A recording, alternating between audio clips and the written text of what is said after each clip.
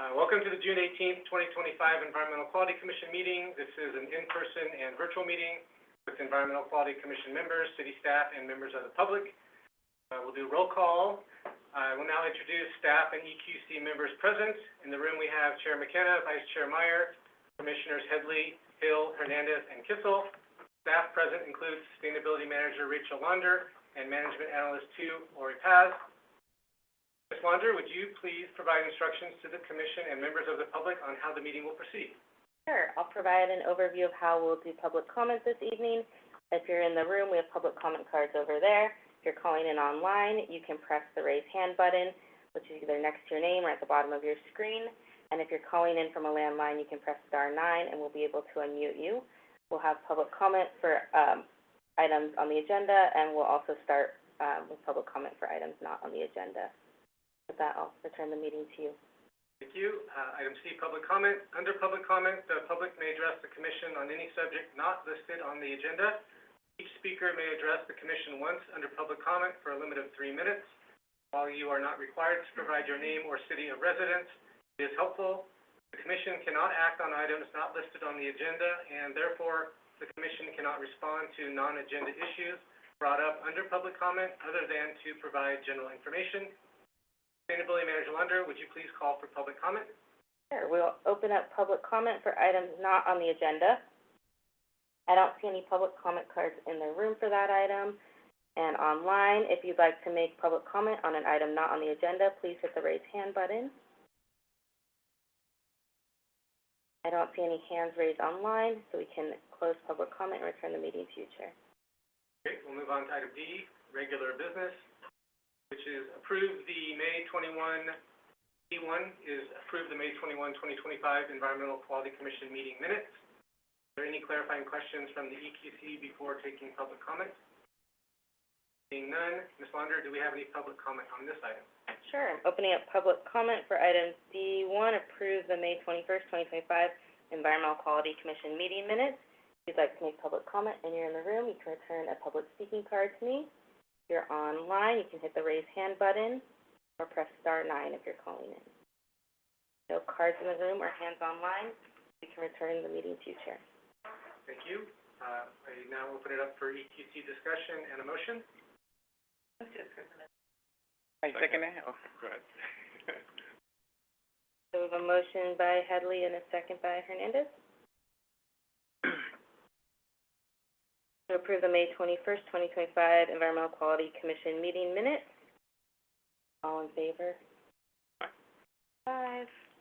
Okay, the motion passes with 5 in favor, 0 opposed, and 1 absent. Return the meeting to you, Chair. Thank you. We'll move on to item D2, review and discuss the fiscal year 2025-2026 fleet vehicle purchases. Management Analyst 2, Ori Paz, will present item D2. Wait, Ori. Thank you. Are we able to promote Brian to the? Yeah. I'm just putting these by the library. Panelist? Yes. As I walk to the train. All right. See you.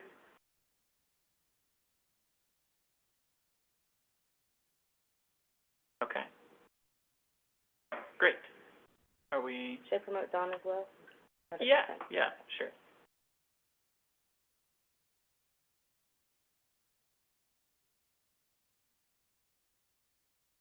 Okay, we'll go ahead and get started with the presentation on the fiscal year 2025-2026 fleet purchase. As noted, I'm Ori Paz with the Sustainability team, and I'm joined this evening by our Assistant Public Works Director of Maintenance, Brian Henry, as well as Chief of Police, Dave Norris here, and we also have our Fleet Supervisor, Don Weber, online, and Administrative Sergeant Alan Swanson with us in the room. So we can go ahead and get started.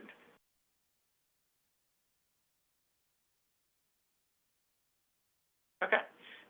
So this evening we'll be going over a bit of the policy framework that informs how we make decisions related to fleet purchases. We'll take a look at our fleet emissions and some of the progress that we've made in decarbonizing or electrifying our fleet. We'll talk a little bit about the existing fleet as well as the replacement plan. Then we'll get into the proposed purchase for this upcoming fiscal year, and there'll be time for questions and then discussions and the commission recommendation at the end. So within the framework of how decisions get made about equipment purchases, we're informed by the city's climate action plan and sustainable fleet policies. So within the climate action plan, we have a goal to eliminate fossil fuels from city operations by 2030. That includes our facilities and our fleet. And then we also have a sustainable fleet policy that was adopted in 2020, which outlines that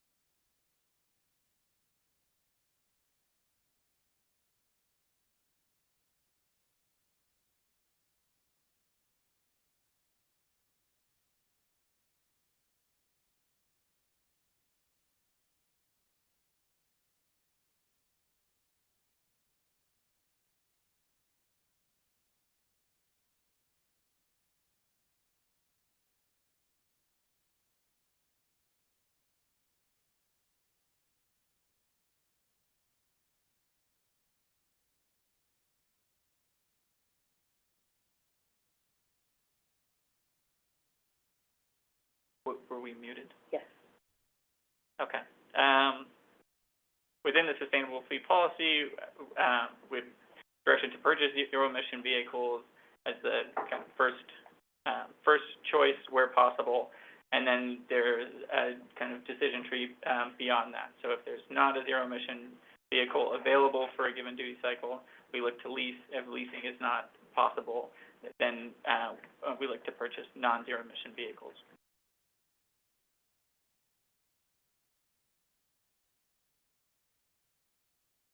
Okay. Within our emissions profile, for municipal emissions, the fleet comprises of around 23%, and so that's city vehicles that serve all of the different departments within the city, and then around 3% comes from the heavier equipment that's used within city operations. We have a total of 116 vehicles and 38 pieces of equipment. And as you can see from this chart, which lays out the vehicle fuel type by work group within the city, there is a solid mix of fuel type with an increasing number of electric vehicles, which we're pretty proud of within the framework of our CAP 5 goals. And so just to kind of orient us with the table here, the orange bar is gas vehicles, the light blue is hybrids, there's a purple for plug-in hybrid, a darker blue for electric vehicles, and then the golden color is renewable diesel vehicles. As we go across the chart, the police vehicles are shown on the left, and then it continues to public works maintenance, public works engineering, library and community services, building, and then the city pool vehicles that are shared by users across departments. And I'll note that within the police department, you can see that the number of electric vehicles in that group is the highest across all departments.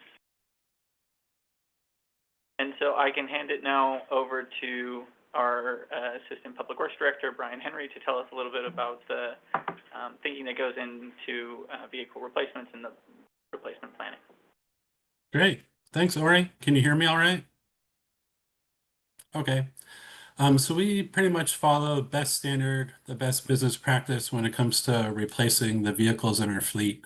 And so we base our replacement on the vehicle's age, the number of miles driven, and how much it costs to maintain and repair the vehicle. So that results in typically the oldest vehicles with the most miles are the first to be replaced. And the replacement schedule is listed here. So it's pretty much patrol vehicles are replaced every 5 years. Your typical vehicle, not in patrol, but one of the other departments used to visit construction sites, off-site meetings. We replace those about every 10 years. And then 15 years for more specialized equipment. That's stuff primarily used by Public Works and maintenance. And then 20 years and over for our largest trucks. They're our most expensive pieces of equipment and don't get the mileage and repair costs as other portions of the fleet.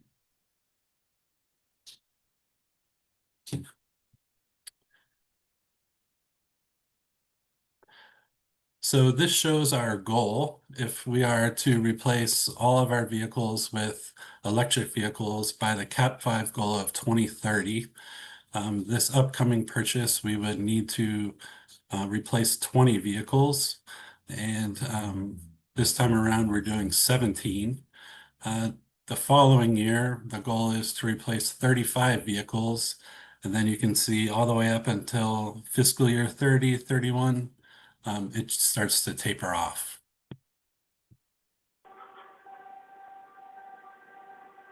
So the vehicle purchase that we're talking about tonight is for a total of 16 vehicles and one piece of equipment. And we're primarily going to focus on the vehicles. So of the 16 vehicles, 8 are going to be gas-powered vehicles that could be replaced early before the 2030 deadline. And of those 8 gas-powered vehicles, 7 of them are police patrol Ford Explorers, and 1 is a Watch Commander Chevy Tahoe for the police department. The rest of our purchase is all electric. So we're purchasing 8 more electric vehicles, 2 of which will go to the police, 4 to Public Works, and they're divided between maintenance and inspectors, and then 2 electric vehicles for our building department. So when there's a clear electric option, we've been doing that for the last few years, and we're doing that again with this upcoming purchase.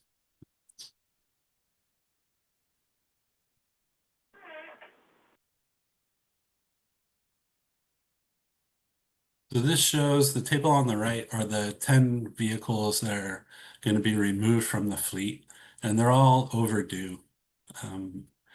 You can pretty much add a 5 to the years past due at replacement on the right, and that'll give you the age of how long it's been in our fleet. So for example, vehicle number 1 has been in our fleet for 8 years, and then vehicle number 3, 9 years. So these are the vehicles that are going to be retired and sold at auction.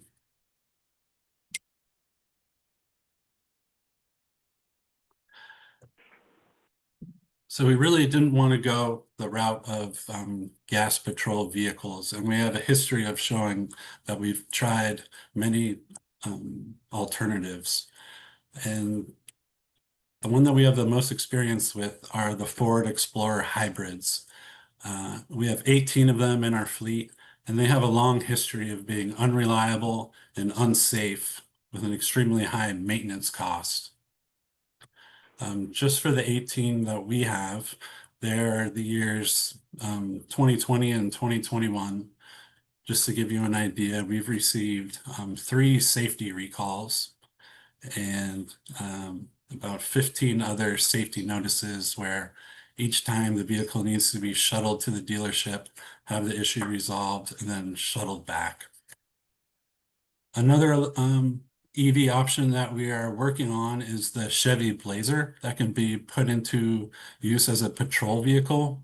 We ordered this first Chevy Blazer in 2023, and it's almost 2 years and we haven't received it yet for a handful of issues with the vendor and with the process of Chevy rolling out this new vehicle.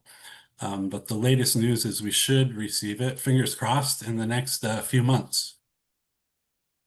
And then since PD vehicles are on a 5-year replacement schedule, these new gas vehicles that we're proposing to purchase now could be replaced and reach our goal by 2030.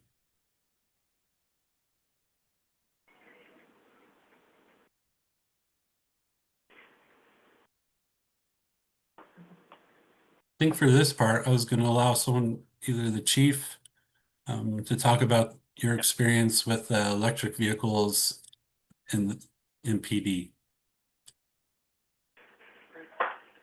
Thanks, Brian, and thank you to the commission for listening to us today. This is obviously not an ideal fit for our replacement schedule, but we wanted to talk a little bit about the reasoning why we're choosing to take maybe a slight step back here and go with gas-powered vehicles. And, you know, listening to what Brian has explained with regard to the hybrid vehicles that we have currently, this replacement will not replace any of the hybrid vehicles. It will replace gas-powered vehicles with gas-powered vehicles. It'll just kind of move that process down the road by a few years. We are continuing to use the Teslas in various duties within patrol. I was here, I think, about a year or so ago, and we had a discussion about the Teslas. They're not an ideal fit for our typical patrol officer. We have some officers that really like them, but we have a lot of officers that just can't find a comfort level with them. We are looking forward to trying the Blazer EV. It's been difficult to acquire, so we don't want to get too far ahead in terms of like promising to acquire another one to try and test when we have kind of a dire need to replace some of these older vehicles. And, you know, you saw the ages of these vehicles, and we're talking like 8, 9, 10 years old, and typically they replaced after 5. So we really need to get those moved out. We have already problems with keeping the hybrids maintained.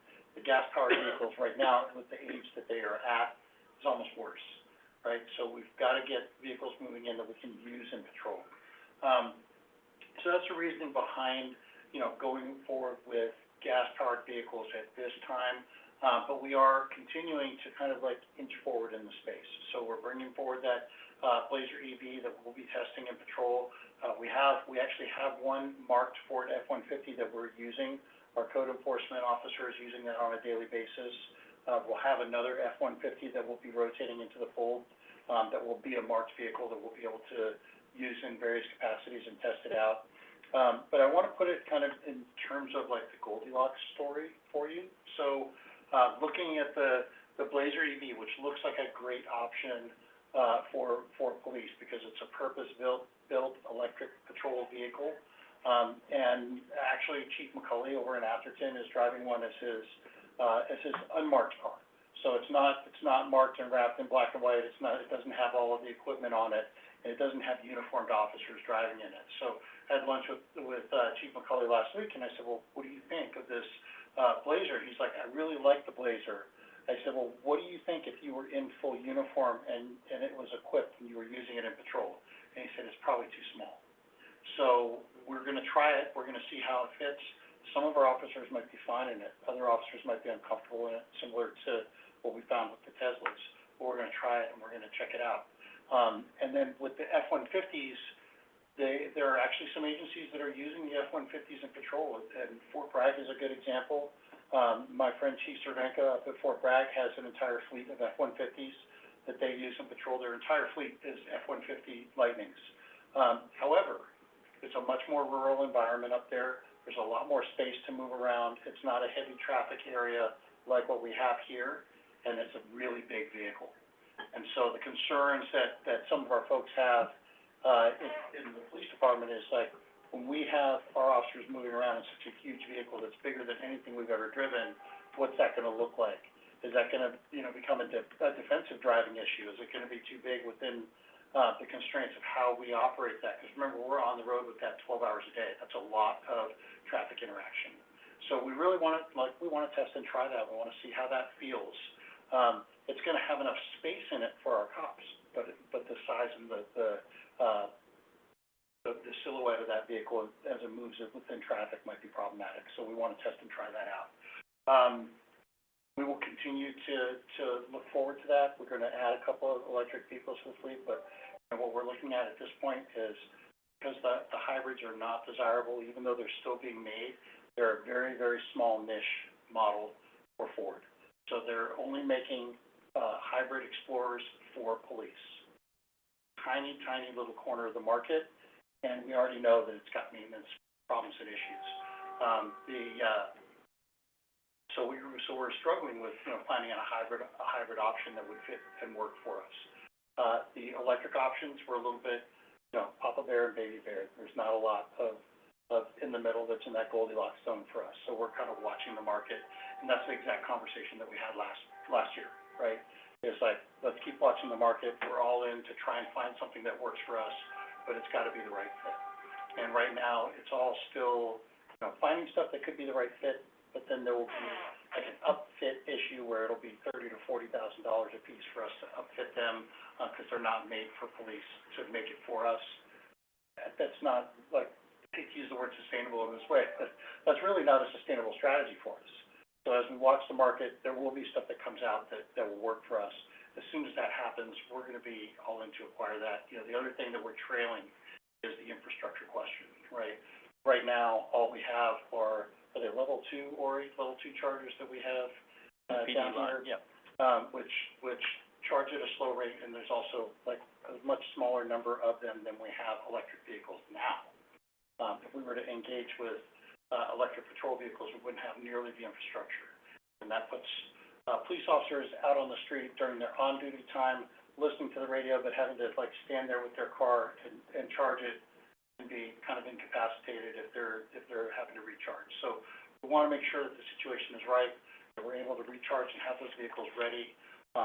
Standard culturally for us, and this drives me crazy as an electric vehicle driver with my own unmarked, car. Like, we're used to filling up our tank at the end of the night. All cops are used to, like, get to the end of the night, you fill up your tank and you have it ready either for your partner officer on the other side of the shift or for your shift the next day. And watching that battery meter at 50% and being okay with that, like, it really undoes our cops. There's a little bit of a cultural issue behind that. It's, it's not real, like, you can still see you have plenty of range, but it is something that we have to work through. And, sort of for our cops to take it out, if they know that, like, mileage-wise, there's probably enough range to get it to the shift, but it's not really a full tank, they feel really unprepared. And that changes the way that we feel about, the way that we're doing the job, and we definitely don't want to compromise that. So I'm gonna leave the rest of the presentation to Cory and the team. Will be available for questions if you all have them. Thank you, Chief Norris, and thank you, Brian, as well. And then just a quick note, we'll have to keep the camera on anyone who's speaking, so we'll Okay, navigate that we'll when we move get it there. around. We've unblurred the background, so we surmounted that technical hurdle.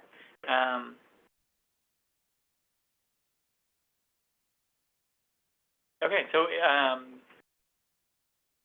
in closing, the staff recommendation is that the Environmental Quality Commission recommend to the City Council to approve the proposed vehicle purchase and direct staff to continue to evaluate new zero-emission vehicles for all duty cycles and pursue the replacement of the gas patrol vehicles by 2030. With that, thank you, and we can turn it to the Commission for any clarifying questions. Maybe just as a point of order, point me to who's going to be speaking, and then I will just turn my laptop, and we can go from there. That too, and maybe we could hit restart on that while we're.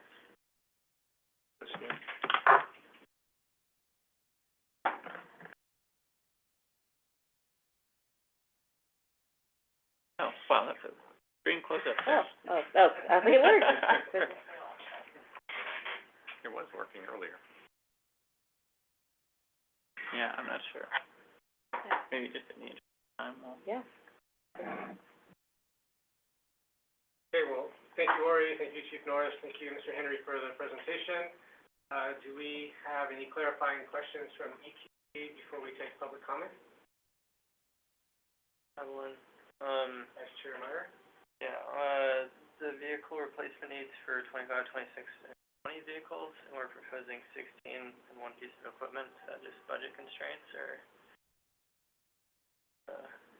reason for not being at 20?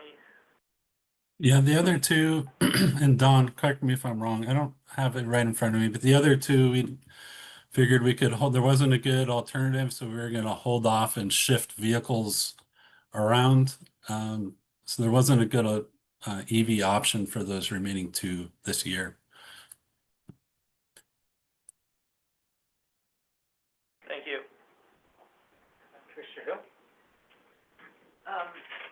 wonder, the difference in emissions that would be caused by this versus the plant is, just speak to me a little bit about how that's going to be managed in terms of the goals of the city and the county. Sure. And we didn't do, I unmuted and I meant to anyway. We didn't do a full analysis on the emissions that, these new patrol vehicles would bring because it's business as usual. It's the same vehicles we have now. We even commented in passing, it's probably slightly fewer emissions since they're newer vehicles, and they should have, better MPG. So that analysis is something we could provide. And then as far as kind of our conversations towards 2030, our plan is still to retire these vehicles before, so we should maintain on track to eliminate fossil fuels from our operations by that date. Commissioner Headley? Yeah, I'm wondering if, one of you can remind us of the plan to get more EV charging stations for the police department. We're confident that we'll be ready when the Goldilocks version. I can take that one. So the current plan is a robust level of EV charging that would go in phases. So the initial would bring some lower power DC fast chargers to the upper lot, as well as additional level 2 chargers. And there would be two ports at higher power, 120 kilowatt output DC fast in the lower lot, and that would support charging on the go or when officers come in and have to run into the office. And then we have additional chargers that would be installed at the corporation yard. So one. What's the timing though? Oh, yes. So for the corporation yard, we're looking at that being complete probably in the middle of next year, and then a little bit longer timeline for the city hall project, but certainly completed.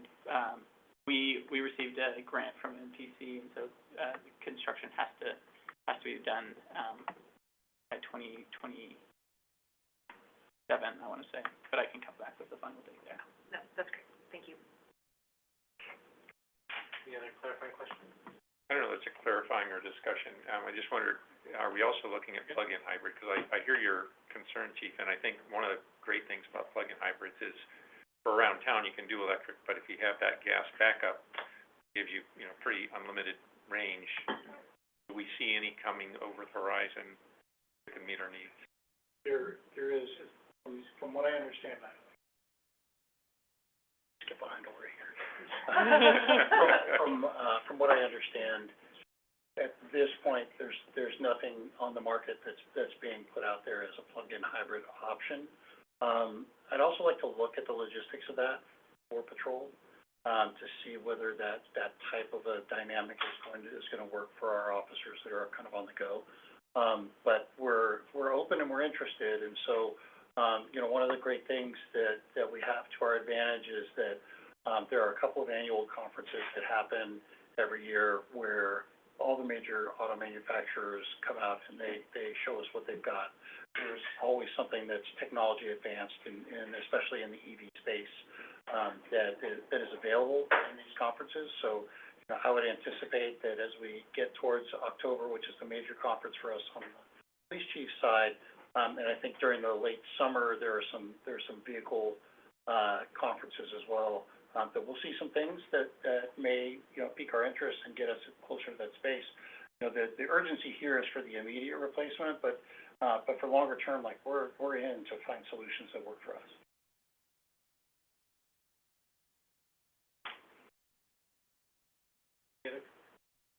I have a couple. So just on the slide D27, it's the replacement needs by fiscal year.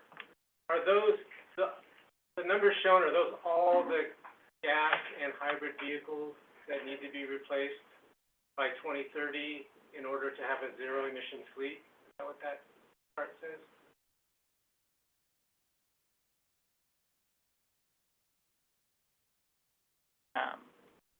Brian, I can take this one, or does Dawn want to?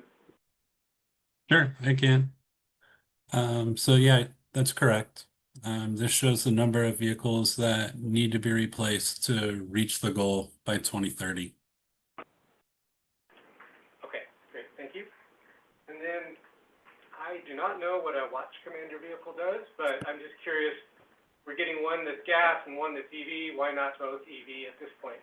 Yeah, I appreciate the opportunity to answer that question. So, with regard to the Watch Commander vehicles, what's different about those?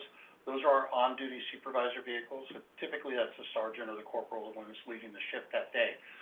There are a couple of things that are unique about the Watch Commander vehicle, compared to a typical patrol vehicle. One is, capacity for incident command. So typically, we will have something in the back of the vehicle that will allow for that supervisor to pop up the back and create an incident command post for some type of ongoing, evolving incident. And the other is capacity for certain tools. So like a ballistic shield, what we call entry tools, so that you can enter into a locked space or a barricaded space if we need to. Some of those things can be really heavy. And so one of the things that we learned with regard to the hybrids, and I think this is important, the hybrid load capacity, the weight capacity for those hybrids, is not sufficient for the load that is in, like, the supervisor's toolbox. So we know that the hybrids don't work. We know that the gas-powered is a very workable option. What we don't know is how well that F-150 will work as an option for that. So there's a couple things that are different about that vehicle. One, we talked about the size, like the profile of that vehicle is really big and long. So how will that operate in that environment? The other is, it's got just a truck bed on it, as opposed to kind of a back hatch on an SUV where you can open it up and now you have like this little office space back there. So we may look for some ways where we can kind of configure that F-150 to make it work better that way, and that may be something that maybe Fort Bragg has some suggestions that can help us with it. But I think that gives us the opportunity to have one that's utilitarian right away that we can put into service that will do the job, and another one that we can look at and, maybe we can find a way to modify that to do the job that we need. So I think that's the best way I can answer that question. Thank you. I think you sort of talked about it, but currently we have the Ford hybrid as a patrol car, not the optimal solution. Are there other hybrids, not plug-in hybrids, but just other hybrids that are available to consider that are for patrol vehicles currently? To my knowledge, there aren't any purpose-built patrol hybrid vehicles aside from the Explorer hybrid, which again is, right now, I would describe it as vestigial at best. Right, it's just left over from a strategy that Ford had that they really no longer have, but they're doing it just for us. So we're gonna keep looking in that space, and we'll try and find something, and to Mr. Kissel's point, like if we have the opportunity for something like a plug-in hybrid or something that will give us a little bit extra, like, we'll look for those. And as we come to you for further replacements, we'll look to enter into that space.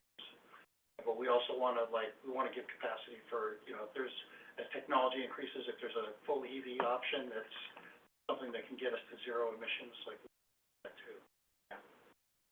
My last question is, what is the horizon for EV patrol cars, and is there an opportunity for the EQC to help you? We could form a subcommittee that's dedicated towards that research, but I'm imagining you probably have it covered, but the offer is out there, if it's helpful.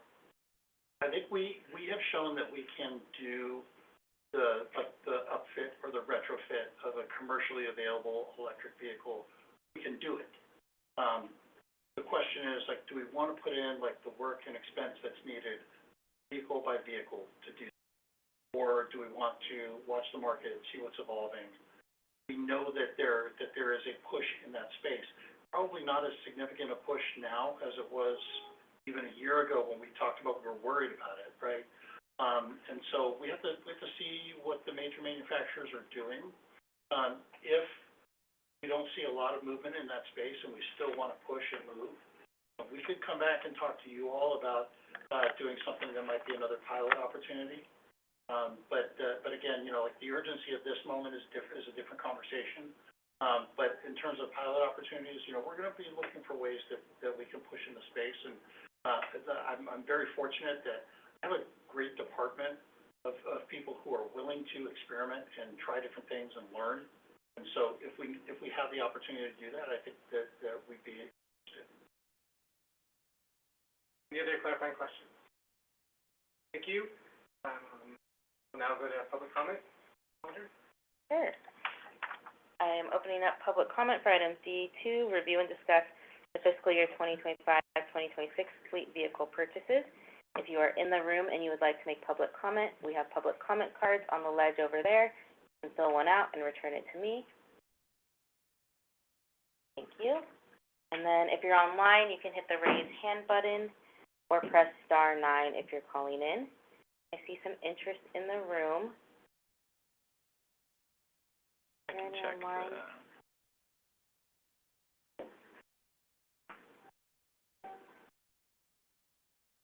Not seeing raised hands online. Okay, and then since my computer's over there, I'm just gonna put a timer, for 3 minutes. We'll have 3 minutes this evening, and we'll start with the first card I have in the room, Jocelyn Anaya Galvan. And whenever you're ready. Hello everyone, I'm Jocelyn Anaya Galvan. I'm the new outreach marketing coordinator with I haven't met yet. I just wanted to thank the staff for this thoughtful presentation. It's nice to see the strong collaboration between departments on actualizing one of the strategies from the climate action plan. And one of the comments / concerns that I had was in seeing the chart of the patrol vehicles that are still to be replaced in the 5-year replacement. It would be interesting to hear what the challenges have been facing the and how those challenges will be mitigated moving forward in order to ensure that the patrol vehicles are replaced every 5 years. And then on slide D8, that outlines the purchase, I noticed that there were no specialized equipment or large trucks for replacement. It was shared that these have long replacement cycles, like 15 and 20 years. So it's understandable that this isn't a priority this year to buy, but wanted to know if there were any planning efforts underway to address these vehicles in the future, if there are even any zero-emission vehicles in these vehicle categories, given that they're pretty specialized and large and expensive. And yeah, finally, slide D 2.8 also says that there is a piece of equipment that was purchased. It's not listed in the slide, but it'd be nice to hear what that is. Thank you. Thank you for your comment. We're gonna see one other card in the room. Thank you.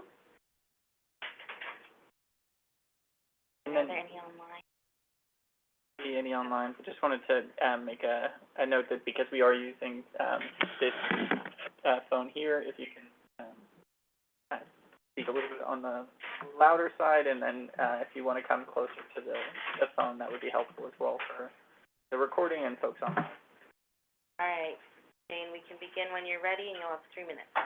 Thank you. It was nice to meet you today. We were here talking with Rachel. I'm from EVUcation, LLC. We are an educational and coaching company to help people make the transition from gas cars to electric cars. And I'm sorry I missed the beginning of the meeting, but catching the tail end, my partners and I have been teaching for a decade, starting at Stanford University and for 3 or 4 cities around here. And we'd be happy, if needed, to support you finding these other vehicles. It seems like you have it covered, but we have wonderful resources. One of my partners started Plug in America, which is the premier electric advocacy organization in the country, and he has his fingertips in many different pots. So feel free to call on us. Thank you so much. Thank you for your comments.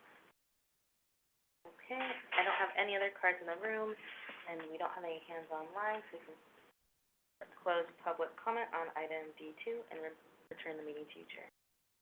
Okay, thank you for the public comments.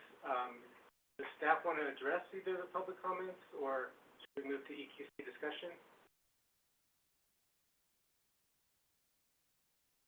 And, reiterate or summarize if that's helpful. I don't think I'm the best person to answer the first one, but yeah, so Sure. I don't know if Brian, if you were able to hear that though online.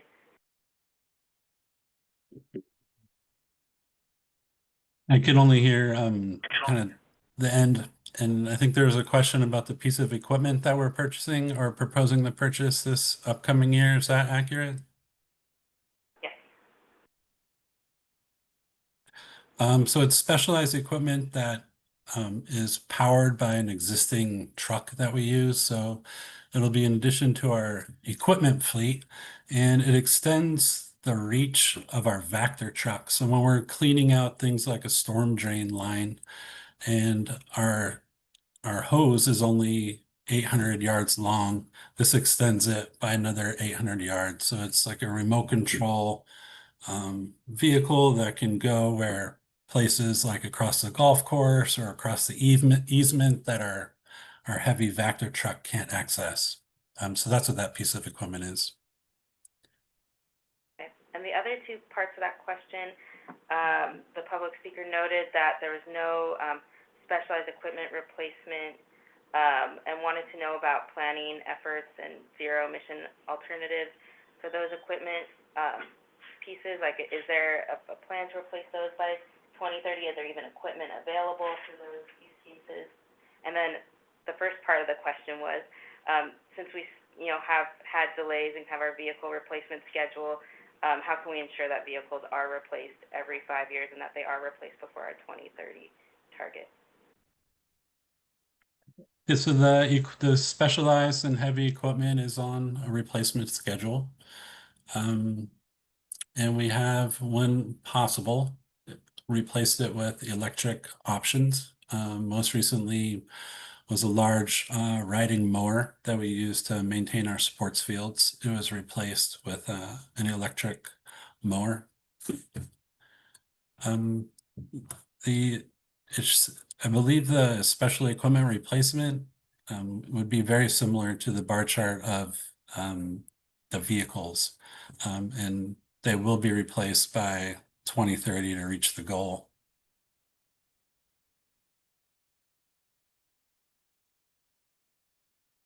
Thank you, Brian. Okay, thank you very much. Can now open it up to EQC discussion. Anyone like to start?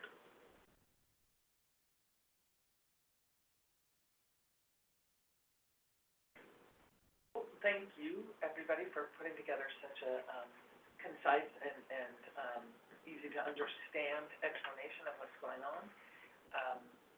And it's certainly a difficulty that the city is going to face, I think, in every single category where we're trying to reduce emissions. And probably anticipated, but there's a personal feeling of disappointment that the EVs really haven't come through, because it seemed as though, of all the different categories of things we're trying to electrify, that the electric vehicles were the most mature. But naturally, have needs. So, that's got to be served by what's available. So, just appreciation of the work you've put into doing this, especially because it's a very demanding job, I imagine, to drive a patrol car and feeling like you're not comfortable in the car and taking it on anyway. It's certainly something that I would be reluctant to do. But, thanks to the folks that are doing that. Commissioner Headley? Yeah, I just appreciate your enthusiasm and your commitment for the EV transition. And I appreciate your thoughtfulness in this presentation, given all the competing demands, the needs of the patrol team now, and, and the intention to go electric. And I think I'm also personally sad that we can't do it faster, but reality is what it is. So thank you for coming and talking about all this today.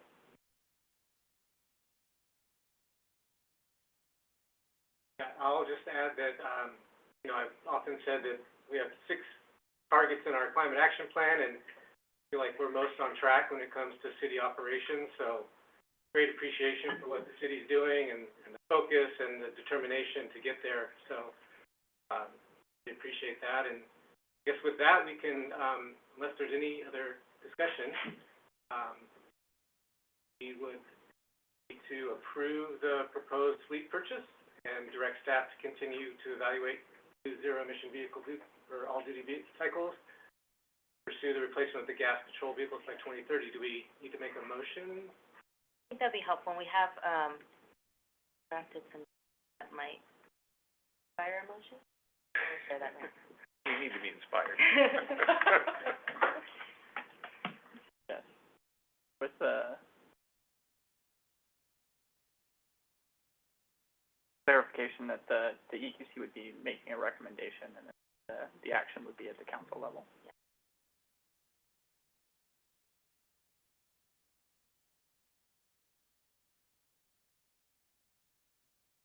Seems like a reasonable recommendation. I move that we adopt it. A second. Okay, so I will read the motion. We have a motion from Commissioner Headley and a second from Commissioner Kissel. To have staff recommend that, to provide recommendations to the city council to approve the proposed fleet purchase and direct staff to continue to evaluate new zero-emission vehicles for all duty cycles and pursue replacement of the gas patrol vehicles by 2030. Okay, all in favor? The motion passes with 5 in favor, 0 opposed, and 1 absent. There's 6. Thank you. Math stuff. Thank you, Commissioner Kissel. And then, thank you. Thank you. Thank you.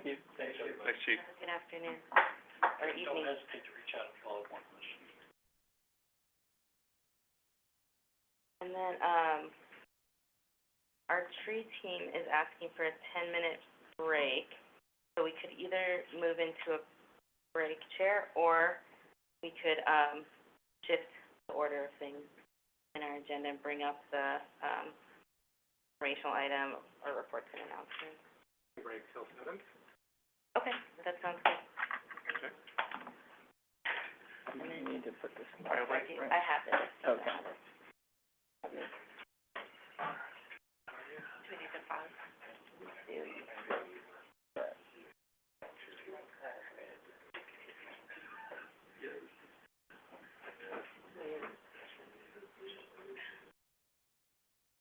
Excellent.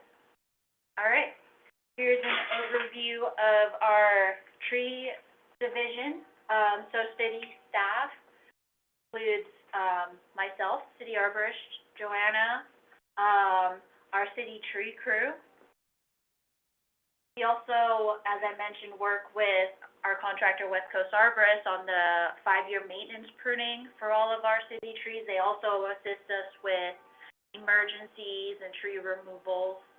I also have a contractor that assists me with permit reviews, more specifically with building demolition permit reviews. They help ensure that the arborist reports that are submitted with those applications meet the city's requirements, that we're requiring heritage tree removal permits whenever those trees are proposed for removal, and that trees such as street trees and heritage trees are being properly protected, that it's included clearly in the plans during demolition and construction. So, City of Menlo Park has maintained a Tree City USA designation for the past 26 years. We have to fulfill a number of criteria to maintain this designation, including having a tree board. Our tree commission here at the EQC, thank you for being a part of that. Having a community tree ordinance, our heritage tree ordinance, and our street tree ordinance, which we'll cover a bit later. Also spending at least $2 per capita. We greatly exceed that. We invest a lot in our urban forests. And of course, we have our annual Arbor Day celebration. We've also been awarded the Growth Award for the past 10 years, demonstrating a high level of tree care and community engagement. So you have to earn so many points over the course of the year to qualify for this designation. So We've done, special projects like tree plantings with, local schools, with the Boys and Girl Scouts. I give a presentation on tree maintenance, so little, side projects like that help, us maintain that designation. All right. Responsibilities, I'm doing that one too. So the responsibilities of our tree vision include upholding our heritage tree ordinance and street tree ordinance. So as I mentioned, we do a lot of review of building demolition and planning permit applications, making sure that those ordinances are followed during the, application process for buildings. We also help ensure that trees are protected during construction, so before issuing building and demolition permit applications, we verify that all of the trees are being protected on site, that the appropriate tree protection measures are installed. And then and only then, after we verify that those are in place, do we issue the associated demolition and building permit. So we'll verify before demolition begins and then after demolition begins and before they start constructing a new house, for instance. We require re-verification that those trees are still being protected, they still have the fencing, the trunk protection, the soil compaction protection, and then we issue the house construction permit, in addition to requiring, monthly tree protection inspections by the project arborist too, to make sure that those trees throughout the construction process, which can take a while, like a year, 2 years, continue to be protected and maintained. Another responsibility of ours includes updating our heritage tree ordinance administrative guidelines, which is currently in process. We're working with the city attorney's office on that. Whenever, tree roots need to be impacted in order to facilitate hardscape projects, like a private residence wants to replace their driveway, the city needs to repair a sidewalk, curb and gutter work. We support those projects by being on site, working with the contractors to figure out what routes we can cut, at what locations can we make those cuts, what routes do we absolutely need to retain in order to maintain the safety and the structural integrity of the tree, while also helping to make sure that the sidewalk project or the driveway project can actually occur. Oftentimes, those projects are a bit of a compromise. And of course, we maintain our public trees. My colleague, Natividad, he helps relocate beehives. So there are certain occasions in which, especially in our big native oaks, our coast live oaks and our valley oaks, they develop cavities that bees like to move into. So when it reaches a point where residents start to complain and there are issues with like safety, we do relocate those bees to an area that is less highly trafficked. We also act as disaster service workers, especially during storm weather, and we organize annual Arbor Day celebration with the So, a lot, actually. Okay, so our heritage tree ordinance, is to help ensure that we have a thriving, healthy urban forest. So we protect heritage trees, to ensure that they can continue to provide the many benefits they provide to our community.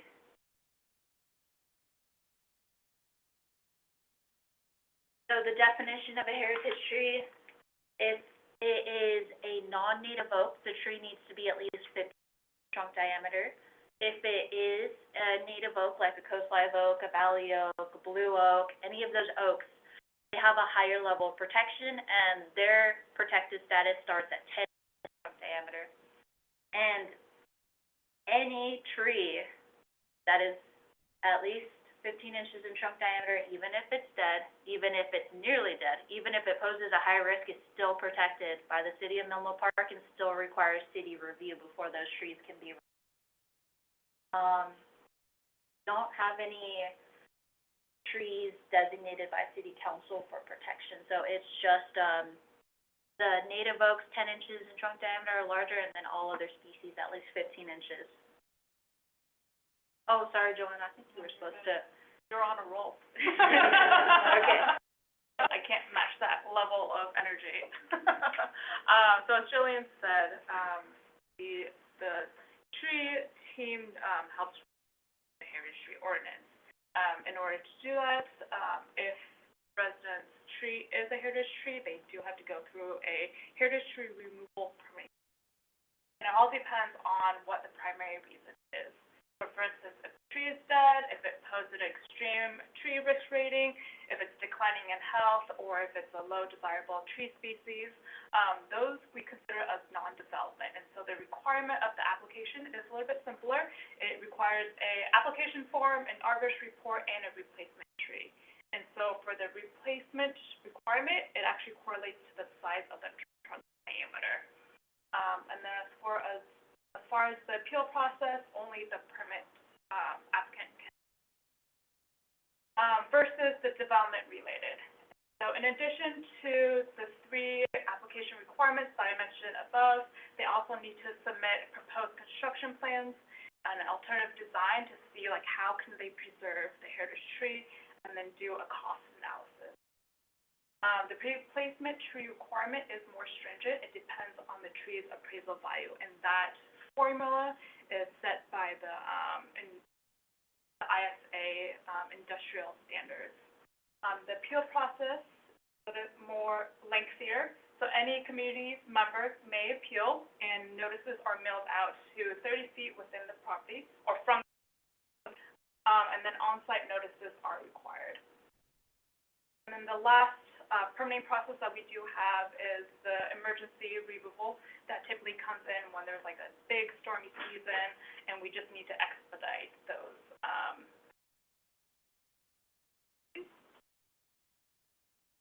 This is just a list of resources in case a resident comes up to you and is like, hey, where can I find all of this information? And so the first one is our main trees website, which is menlopark.gov/trees. They'll learn how to apply for the tree. They'll learn what the definition of a heritage tree is, what the ordinance is. And then if residents are curious, like, hey, my neighbor is removing the tree, do they have a permit or not? They can go to this website right here. It's called menlopark.org/permit center. They can look up the address to see if a permit was submitted, if it was approved or denied. And then in the next slide, shows a dashboard of some stats about the number of heritage tree permit applications that were submitted this fiscal year.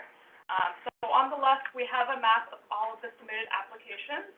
And then on these 3 tiles, you'll see like the status, if it was approved, denied, if it's in review, or if it's withdrawn. This bar chart, we have the number of tree requests by council districts. And down here is the bar graph of the primary removal reason. And then up top, you can always play around. It's pretty interactive. If you're curious about, I live in District 2, I want to figure out the statistics within District 2, you can just click on 2, and everything will shift around. Next slide, please. And so, in this fiscal year, we did receive some large development projects. We have the 80 Willow Road. They submitted an application to remove 21 heritage trees. It's still in review. And then we have another project at 68 Willow Road. There's 23 proposed removals. We have the Middle Ave undercrossing. There's 12 proposed heritage tree removals. There's a project with the Menlo Fire Protection District. There's 21 proposed removals. And then we have the Parkline SRI right next door here, which is 14 heritage tree removals. So that appeal period has been done. We're done. All right. So in addition to our heritage tree ordinance, we also have a street tree ordinance. So all of the street trees in Menlo Park and park trees as well, even if they're just recently planted, baby size, not heritage tree size, they still are protected. So that ordinance defines the city's responsibility for maintaining all of our street trees. That includes ensuring that the trees are pruned adequately for clearance above the sidewalk, the street, for vehicles, for pedestrians. It includes making sure that trees are healthy, safe, structurally sound. We do really appreciate it when residents call in and let us know that there are issues with trees. We do our best to respond as soon as possible. And because trees in the street and in parks are protected, residents need to first request approval from the city before any of those trees are removed or pruned, or if new trees are to be planted in the right of way. So when trees are proposed for removal, usually that is for development.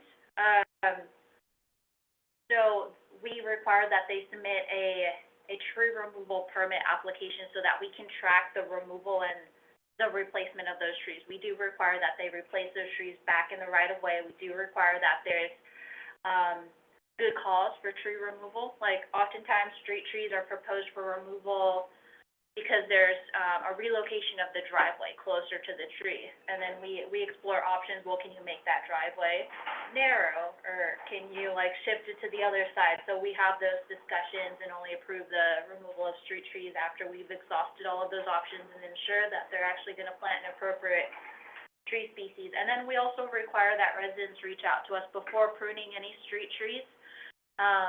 This is to ensure that the contractors that they hire are actually licensed, certified, and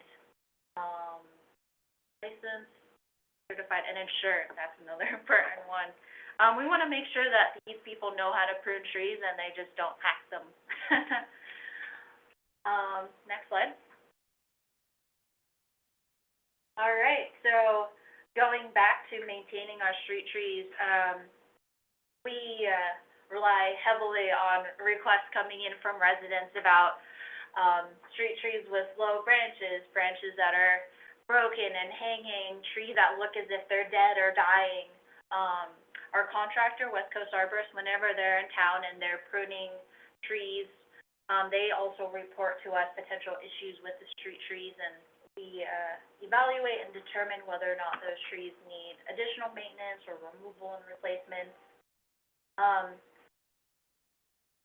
So we also are developing our relationship with Canopy, the nonprofit tree planting organization based out of the peninsula,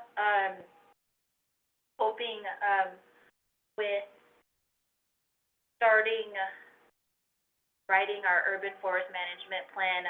As a part of that, we have an early action tree planting project planned, hoping to work with Canopy to do some outreach specifically in the Belhaven community about this upcoming project, about planting more trees in their neighborhoods, and making sure that they understand the city's commitment to maintaining those trees. Residents can also report tree-related issues to ACT, Menlo Park. So whenever a resident reaches out and says, hey, there's a tree on this street that looks like it needs help, that becomes a work order in our system that our tree crews will follow up on.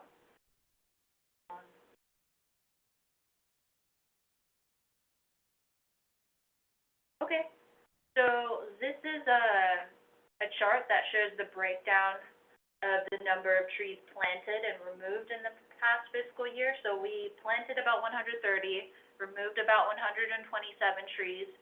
So whenever possible, when we remove a city tree, we always try to replace it if there is enough space on the property. Sometimes we do have to remove trees because it's like a jungle and it's so crowded and it doesn't make sense to replant. But whenever possible, we try to. And usually when we do have to remove city trees, it's because those trees are dead, dying, like high risk. There are severe structural defects that we cannot mitigate to a reasonably safe level. Removal is usually just the last option. Next slide.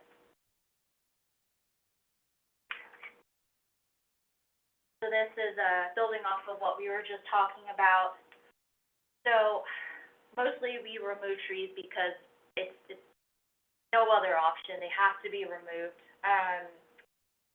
Other reasons for removal include conflict with existing and proposed infrastructure. Like, we had to remove a couple of city trees along Alma at the edge of the parking lot due to conflict with the proposed solar panel array.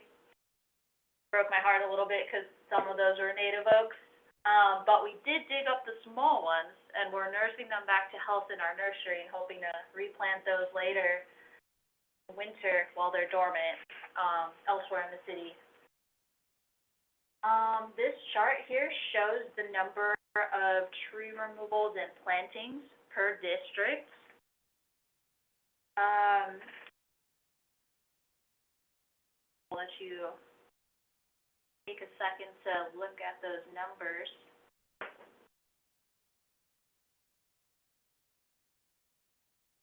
If you have questions, let me know.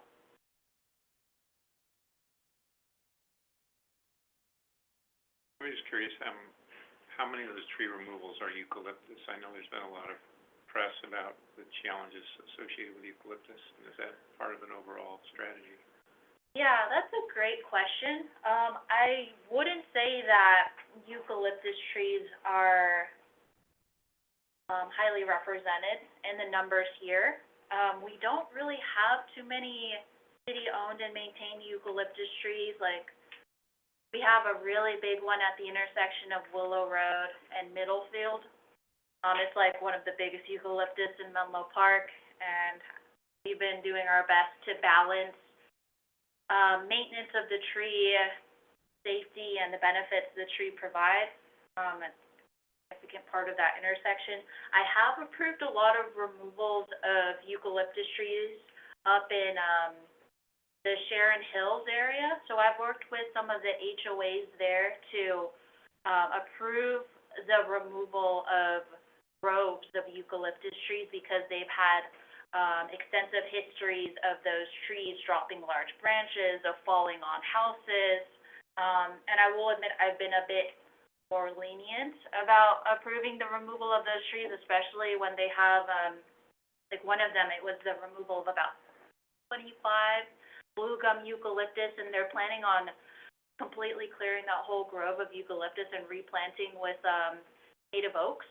I think that would be a vast improvement to the ecology and safety of that area. Where is that area? It's one of the HOAs up in Sharon Hills. I've also approved the removal of a couple of eucalyptus around the Sharon Golf Course too. It's mostly on that side of the city. But yeah, eucalyptus do pose a lot of problems, and it's mostly through the heritage tree removal permit process that we've been permitting those removals with replacement plans, more appropriate species. If there weren't any questions about this slide, we can move on to the next one. All right, so this slide discusses damage during the past fiscal year. So thankfully, this year we have had very minimal storm damage. We had a couple of calls about tree branches that were broken and fell. Again, just relatively minimal compared to the crazy storm that we had 2 years ago. Next slide. All right, community events. So as I mentioned earlier, we've planted trees with a couple of organizations, including the Boy Scouts, the Girl Scouts. We partnered with some children from the Silicon Valley International School to plant some trees. I think, was that Arbor Day? Okay. And then we also partnered with students from the Beechwood School during the Love Our Earth Day event to plant trees, celebrate Love Our Earth, and also to commemorate the opening of our Bellhaven Community Center. So, great to get involved with planting trees with the kids. All right, some projects that are progress. So, in response to a lot of reports of unpermitted heritage tree removals, of unpermitted street tree removals, we've realized the need to increase outreach and public education.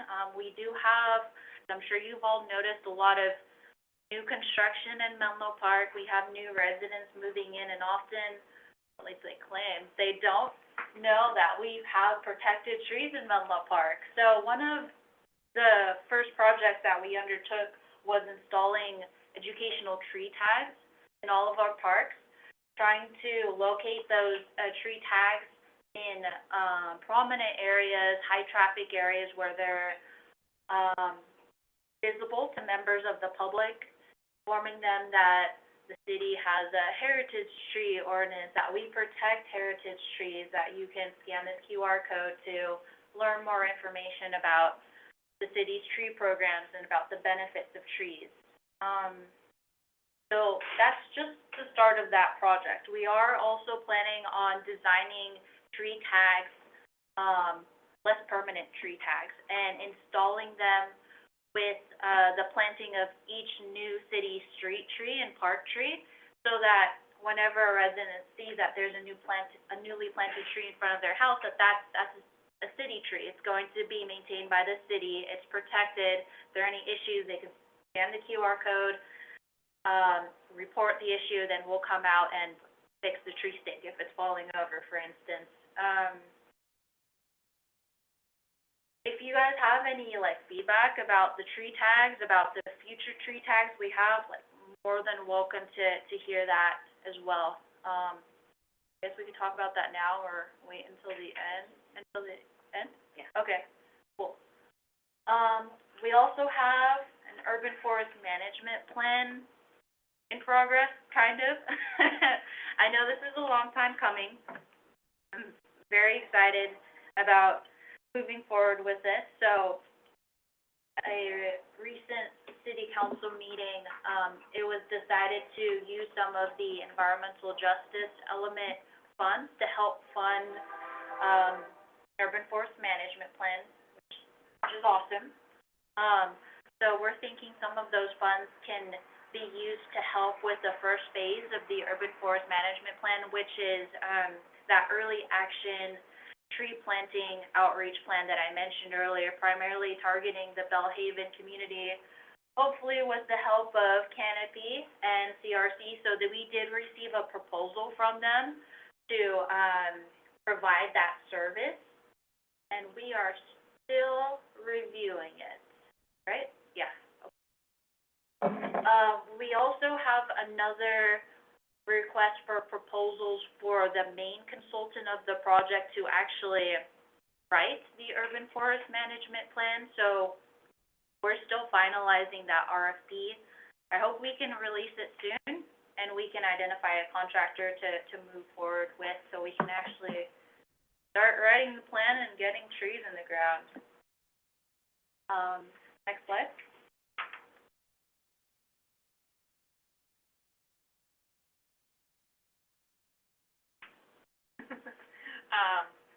So just to shout out and call out and some amazing developments that occurred this fiscal year.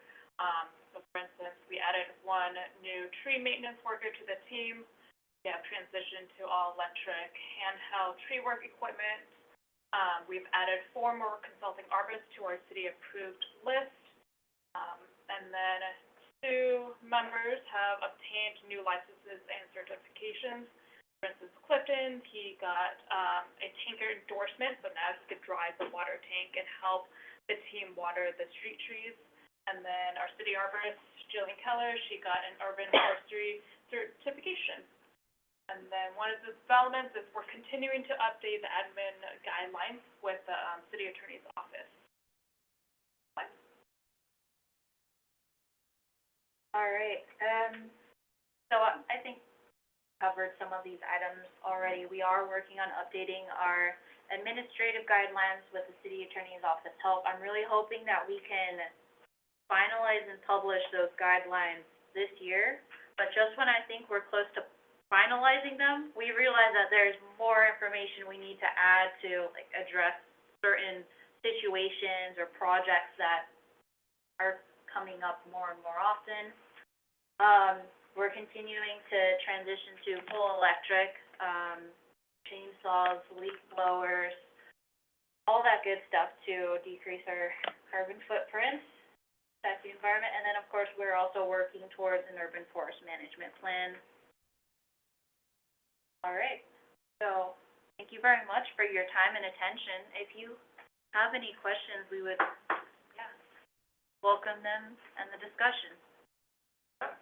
Thank you very much for a great presentation. Open it up now to any clarifying questions from the EQC before we take public comment.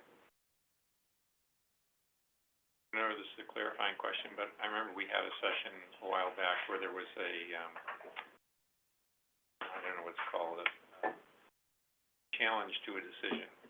Came in here and talked about decision, and we had to allow someone to remove a tree. And at the time, we said, we understand you kind of have to, given the current rules, but we felt, I think collectively, like, we wanted to try to, either through penalties or replacement fees, try to make it more likely that folks would protect trees. And I'm wondering if we've made any progress with administrative guidelines or permitting or whatever, make it more challenging for people, or making people more thoughtful about if and when they're going to remove trees. Yeah, that's a great question. So I think the case you're referring to is the, a public appeal of the proposed removal of a heritage coast live oak at 219 Durham.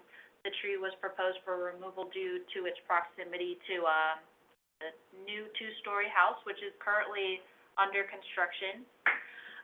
So I approved the removal of the tree because they had demonstrated that based on our current administrative guidelines, it was financially infeasible to alter the design of the house to enable the preservation of the tree. And our current guidelines state if the cost of the alternative to protect the tree, in this case, it was utilizing a different foundation, a pier and grade foundation system, that cost was more than 140% the tree's appraised value.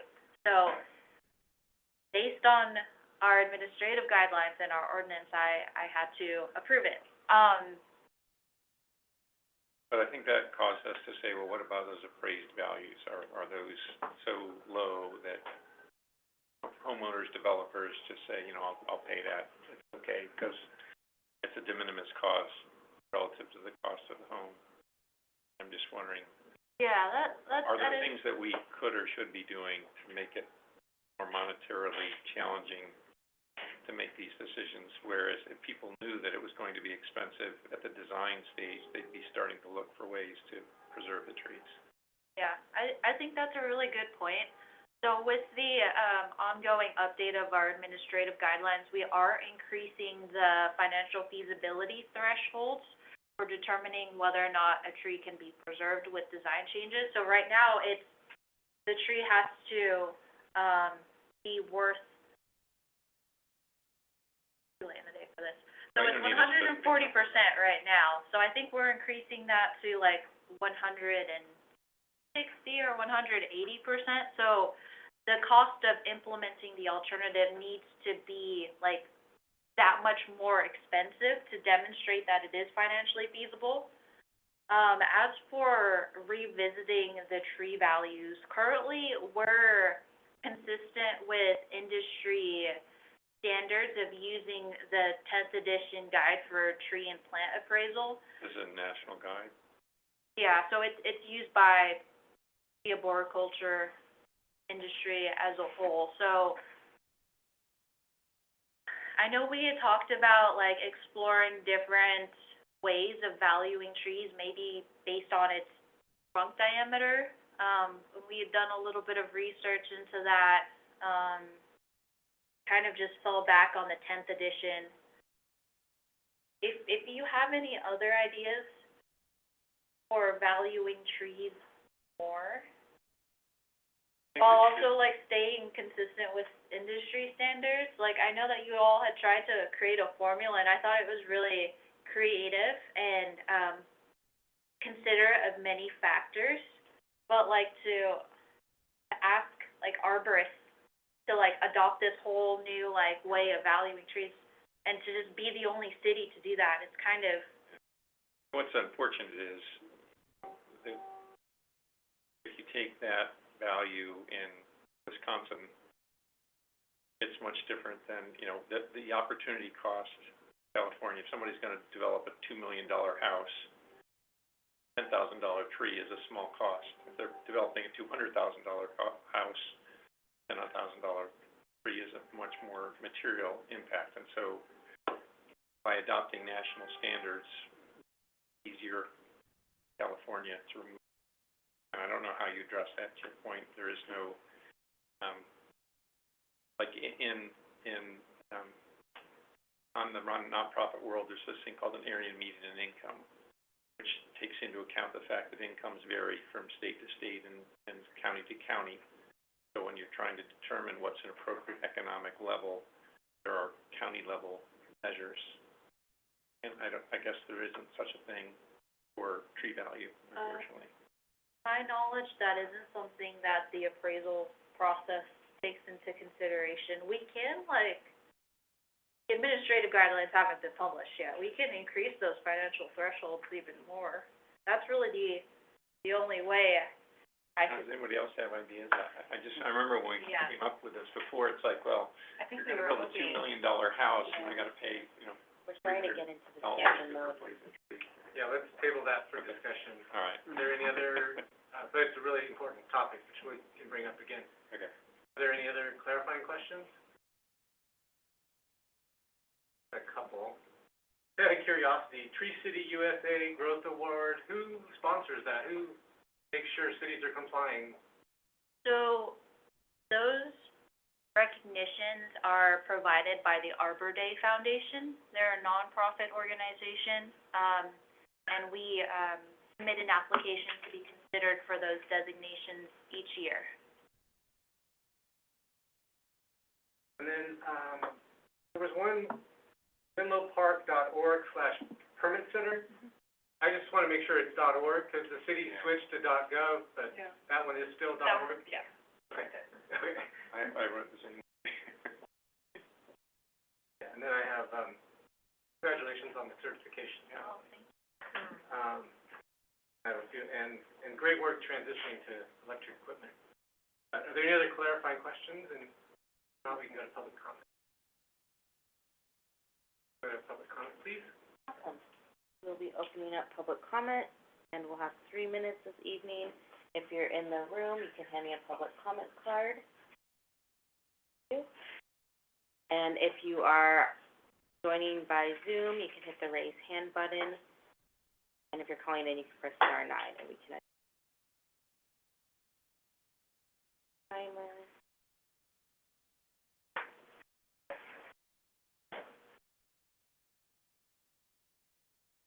Okay, and we can start with the cards in the room. So I will start with Scott Marshall, and whenever you're ready.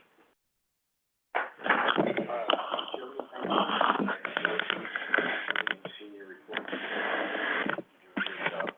Three things. One, first, the signs that you put up, I know that was something that happened quickly, and I think it was in this, in the EQC where that idea was formulated. And I shared that with the Canopy Advocacy Committee, and they were very impressed, and I hope you do more of that, so that was great. Two, I would like to see, well, not me personally, but we seem to have a balance of trees removed and trees planted. If you want to grow the canopy in Menlo Park, I'd love to see the numbers of trees planted increase and be higher, much higher. I mean, a couple is good, but substantially higher than what's removed.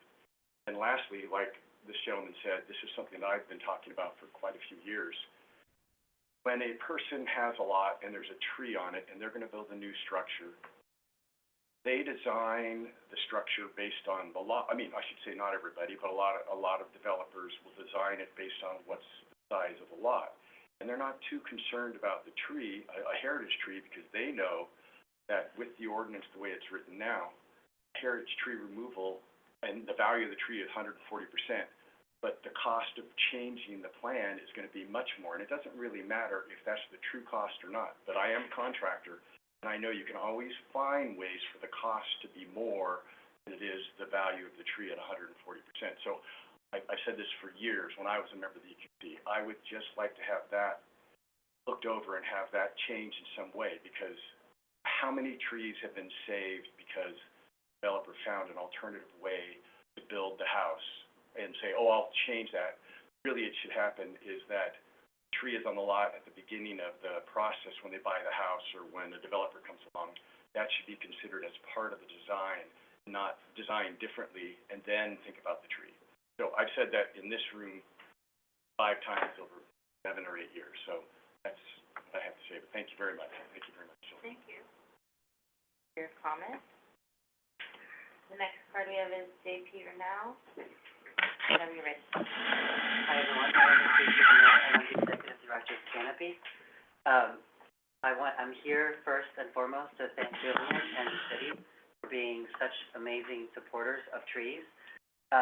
Canopy is a nonprofit community forestry organization that works in 5 communities in the Mid-Peninsula, including Bellhaven, to add more trees to our society, to our communities.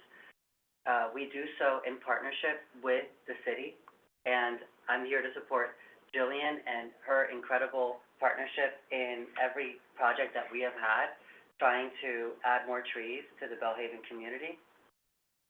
Canopy has added more than 400 trees just this year to our region with the help of 1,050 volunteers.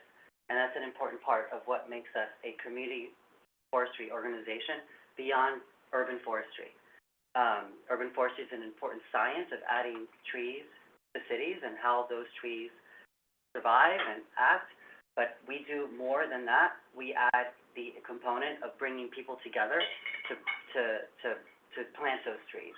We believe that when 1,050 people come together to plant trees throughout our region, that's 1,050 more people that are there to protect those trees. Those 411 trees that we planted just last year, just this planting season, will survive longer because they were planted in community, because people took the time to go out and plant those trees, to plan for those trees, and then to care for those trees. So lastly, I'll say that I want to congratulate you for being a Tree City USA. We believe that trees are essential infrastructure to your city. Just like our governments have a commitment to their people to make sure that the water runs and that it's clean, that the street lights work, that there's a fire hydrant that can work, that there's a road that is paved that gets you from point A to point B, there's a police department and a fire department that keeps us safe. That is a commitment that a government has to its people. Trees are essential to that commitment that the government has to its people, to make sure that that is a critical infrastructure that is keeping people safe and cool and healthy. So I want to thank you for that investment that you make in your communities. Thank you. Your comment. Our next public speaking card is Jeff Schmidt. Whenever you're ready, Jeff. Hi, everybody. Welcome back. Yeah, so good to be back in the room. Ex-commissioner, have a new gig every other Tuesday, but I'm here just speaking for myself. I wasn't actually planning to say anything. I just want to hear Jillian report, but 3 things really struck me. First, I'm also a Canopy board member, so first thing I want to say is I really appreciate JP being here. His vision for Canopy has started to transform the way we think about trees across the region. So things like community-based planning is very different than just getting trees in the ground and bringing communities together. Somebody who looks at the city a little differently now, it's super important. And so I appreciate that. I appreciate the emerging ideas around trees as infrastructure and trees as important as pipes and roads and other things. So first, thank you for all you're doing in the public sphere. Second thing is, I was just curious, I was counting, and I wanted to just express a lot of gratitude for Jillian, Joanna, Rachel, Nancy, Scott, JP, and a little bit myself gratitude's the wrong word, but 7 people in this room worked on the urban forest master plan, management plan ever since, Nancy and I started bugging Jillian, probably, 2 weeks you were in the door and we were knocking on your door. And I really appreciate the fact that this is a group who has been instrumental in making this happen. And we pulled together the resources. I think the resources will continue to be there, partially funded, but then, as Jillian said, we will continue to look for funding. So my recommendation there is to continue to build that plan, but also make sure that as the budget requests come up, keep nudging for that budget to be there. Forward, don't wait for the plan to be done to say, well, we need a 15% bump in getting the trees in the ground because that's what the management plan is going to tell us to do. So just keep kind of working that process because I think you'll have support for it. And then the last thing I just want to say is really looking forward, kind of this other gig I have, the development stuff I would recommend thinking about developers because Commissioner Kissel made the point, Scott made the point, there's a lot of trees in Jillian's slide that are coming out because of these big developments. A lot of them are in my district, SRI, Firehouse, 80 Willow. That's probably 100 trees right there. I'd encourage you to just be thinking about how can we hold developers more accountable for, I love this phrase, making the trees part of the design from the very beginning. And just forward look.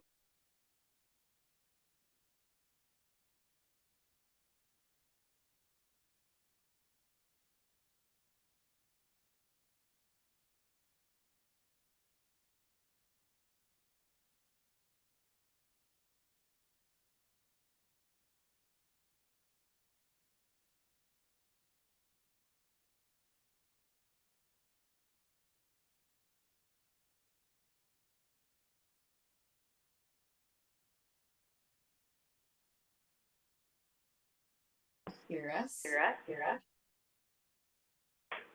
All right.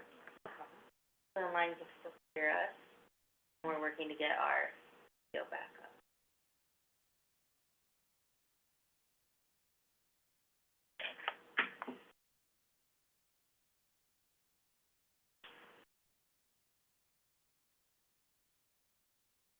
Do you have any public comment online?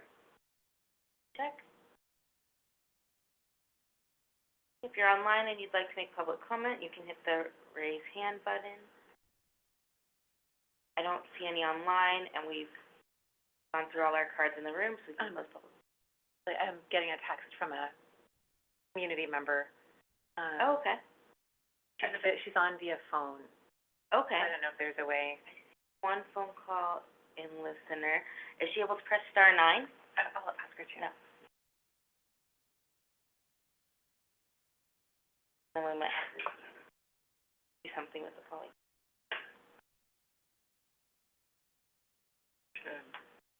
Should unmute. Okay. Oh, we have a hand raised. Okay, so I'm allowing you to talk, and I'm asking you to unmute phone number ending in 2574. You should be getting some notifications there. Okay, I think you're unmuted. You may begin whenever you're ready. You have 3 minutes. Oh, well, thank you. I wasn't expecting the opportunity to speak, and I literally just dialed in by phone, so I have missed most of the meeting, but I have joined these in the past. And I think I will just repeat some things that I've said before and which have perhaps been expressed already today. I did catch the gentleman saying that it would be good if there can be more foresight thinking of how we build and plan and design with the trees as part of the genesis of these sorts of projects. Something that I've expressed in the past is concern over many new residential projects in Menlo Park that have a huge subterranean footprint in these new houses, specifically to my knowledge in the Allied Arts neighborhood, and concern over not only heritage trees that are removed from these mega lots that have these full footprint subterranean floors, but the neighboring trees, what's happening to the water table, what's happening to the root systems, what is left over for any future urban forest development if we are literally occupying such an enormous amount of subterranean space. How's that going to impact? And a concern that I've voiced in the past is also how do we start to project, looking at the frequency and rapidness with which we are losing heritage trees due to the extremely low price that is required to remove, a low price relative to the amount that a developer or an owner might be spending on a residential site. But how can we start to get some projections at the current rate of loss and the amount of time it takes to regrow, et cetera, and just start to use some of the brilliant tech and software that could probably be developed by AI at this point to help us get really crystal clear on those projections. Thank you. Could you state your name for the record? Yeah, my name is Megan O'Grady Green. So much, Megan.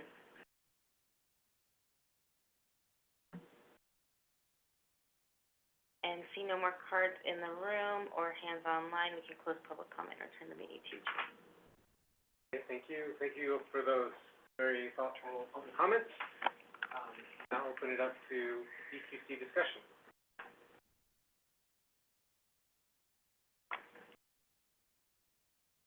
Yeah, so I have seen like the tags in the park. I was walking with my dog this morning and I saw like the tag about the tree description and what it does, and it was pretty nice to see that. I didn't realize it was at every park. Yeah, because I saw like the, and I'm like, what is this? And then I went and read it. It was pretty good seeing it. Mr. Hill? I have a question for the group, which is, if the issue of trees, particularly in large groups, needs to be addressed in the heritage tree ordinance itself. If the city council needs to take up that ordinance again and decide, to specifically address this problem, because, I would imagine that Jillian, if she were to take that multiplier from 140% to 1,000%, she would not be successful in, getting acceptance among the public. So, what does the group think about this? I was gonna ask staff and commission on, that seems to be a really important issue, is how we value trees and how do we persuade owners and developers to work around those trees from the very beginning.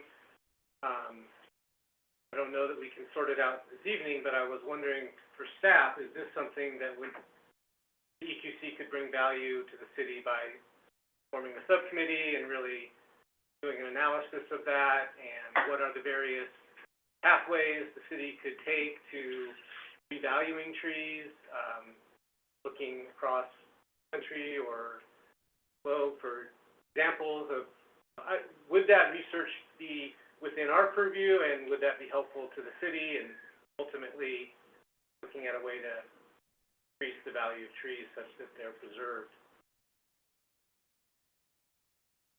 If you can find, like, examples of other cities using methods to value trees more, like, I would love to see that information, knowing that it's utilized successfully in other cities, I think would be good.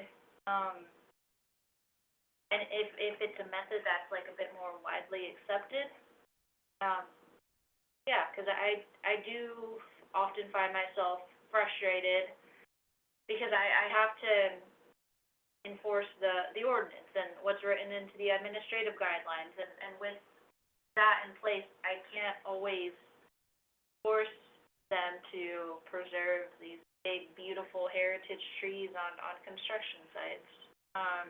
And at least if we value trees higher, they would have to pay more to remove them, they would have to plant more larger replacement trees, or maybe it would just be so much that it would incentivize them to actually incorporate them into the design, which I think ultimately is what I would prefer.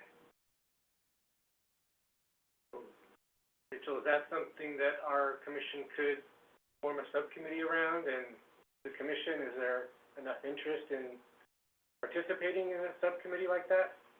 I think it's something we could include in the work plan. I just want to be, cognizant that the admin guidelines process has been about a year underway, and so I'm not sure kind of where it's at in the review, cycle, and so I don't want to, further delay necessary updates through this process. Our ordinance actually says we have to update our administrative guidelines every year. They've never been updated since they were first implemented in 2020. So this will be the first time we're updating them. I'm really hoping to finalize and publish the update this year, but next year, definitely open to updating them again, to incorporate whatever new method we have for valuing trees more. And I think to Susanna's point, the stakeholders that go beyond this group, and so this group would be the advisory body to council on kind of any policy decisions there, but I think it would still be, the onus of staff to bring together those other stakeholder groups, like the building community, like residents who aren't in the room tonight. But I think it would be like a journey, maybe, and so subcommittee is a pretty discrete time period of, not to exceed 3 months, and so thinking about what that work could look like and just kind of setting expectations around, is it, kind of coming up with a plan for how we should approach an update and who we should talk to and what facts and figures are out there, rather than maybe having the subcommittee write anything. Does that make? Yeah, I'd love to hear from commissioners. I also feel like some of the conversations we're having now are the subcommittee that made recommendations earlier this year or late last year addressed a lot of the things that are coming up. I think it just takes time to work through the system. So, I mean, for me, it's helpful to hear the ongoing concerns and like, oh yeah, we need to make sure we're addressing these issues. But I think we had hoped that the new admin guidelines would address a lot of these concerns. And I don't know where it is in the process, but that's, I think, my hope, our hope. But if there's more that we need to do, I know that's people who care a lot about it. I think that within the subcommittee that was looking at the administrative guidelines, we sort of pushed very far into the creativity to come up with different factors that were objective and measurable by which trees could be valued more. The population of trees in the immediate area, how many trees have been in that census block in the past amount of time, what the air pollution was in that particular census tract. There were a lot of objective metrics that could be applied to increase the value of a tree. I think Jillian was saying about how it's very difficult to be the first people who are going out on the limb, excuse the pun, as a city to calculate in unusual ways, because people who come in for their permits are going to get pretty energized about being denied. And so it led me to wonder if this is something that might need to be addressed in the ordinance itself, because I'm thinking that it could be a level of conflict, speaking to what Rachel was saying about different stakeholders, that could require the ordinance itself by the city council level to be addressing this, because, again, I don't know that there are other ideas that we came up with as a subcommittee to escalate the value of a tree in a way that is realistic for Jillian to be able to enforce under the existing. So I would say it needs to go to the council if it's going to be really changed. I guess I'm still sitting with, Brian, your idea that could be easily implementable. So if we have the guidance from this book that you all consult, and then we figure out how much more expensive it is to live here than any place else, and we say the multiplier then is by 300% or some, whatever number that is, that seems like that could be really easily implementable through the admin guideline update, which I think it's easier than having to go back to council and update the ordinance itself. Yeah, so. Well, I'd say yes and. Yeah, there may be both. Updating the ordinance would be a very long and tedious process and involve engagement with a lot of stakeholders, and it isn't good to get that input. I think the easiest way is, again, to update the administrative guidelines. And that process technically doesn't require approval from the public. And what we feel is appropriate in there. And then if you look at the specific language in the Heritage Tree Ordinance about valuing trees, it gives the city discretion to determine how those values are calculated. It doesn't specifically say the 10th edition for tree and plant appraisal. That's just what we've been using. Basically, what all of the cities, like, in the Bay Area use, it's like the industry standard used across the country. But if there was a way, like you said, to take that value and then multiply it by like 2 or 3 based on like some kind of objective metric that correlated to value of the tree in that specific area, like, I think we could do that. Would that concept be included in this revision of the administrative if you guidelines? can help me figure that out soon, what that should be and how we can determine that. Yeah. Do it. So, yes, how would we help Jillian with that, and when do you need that by, and how would that work with the contributing to that effort? I think it would be good to leave a timeline. Do you have a sense of? So I got draft, of the updated administrative guidelines from the city attorney's office this week. Next week I plan on reviewing those, edits from the city attorney's office and adding my own revisions and details. So I know it's a really tight turnaround, but if you're, like, able to just give me some ideas, like, that's too soon? Well, Or it's some, sort of within, like, when we meet as a body, right? Oh, Is that yeah. How soon we can actually make recommendations.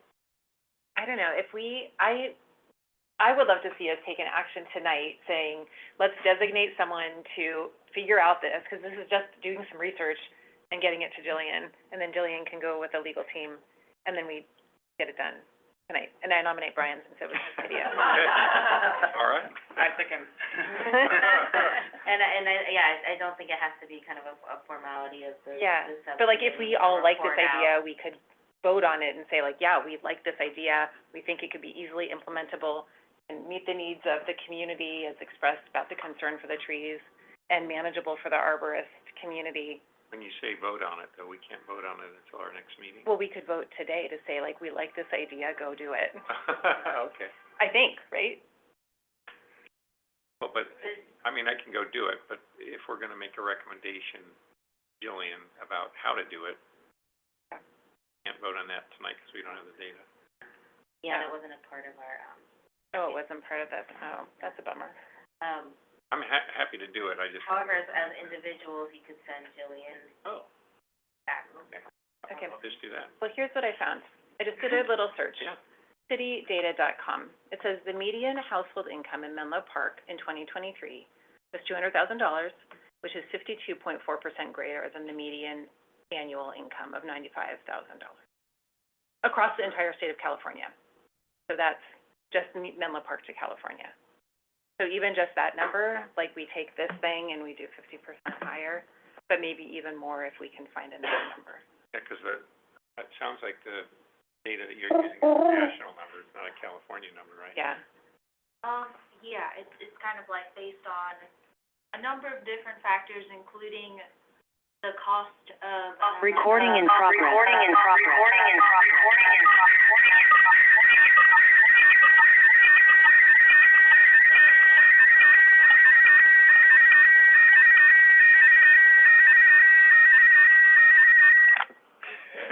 When in doubt, Yeah, unplug. basically, the tree appraisal is a national number based on wholesale nursery costs. Okay. And that is kind of just generalize the country, even though obviously it costs more in certain parts of the So I mean, country, like there's California. national data on area median income or housing prices that we could say, here's the national average, here's I our, think housing prices our is a good county. angle to take, Yeah. because after all, the administrative guideline keys off the, value of the construction. Exactly. And so, that could be good. The problem with all the ideas we came up with is that they changed the value of every individual tree. The advantage of this idea is that it applies. It's an overlay. It's an overlay on all of them, but yet, if it keys off the value of the home, then it does change the value of individual trees. Yeah. Okay, that correlates. Yeah.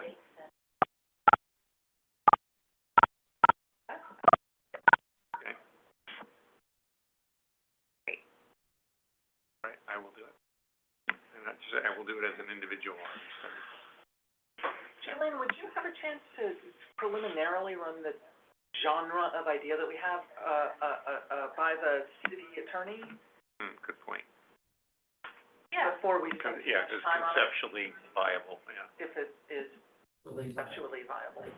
Yeah, so I did feel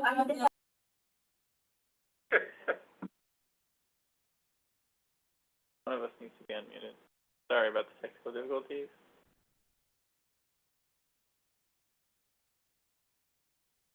So I did already have a conversation with the city attorney's office about the ideas for changing how we value trees.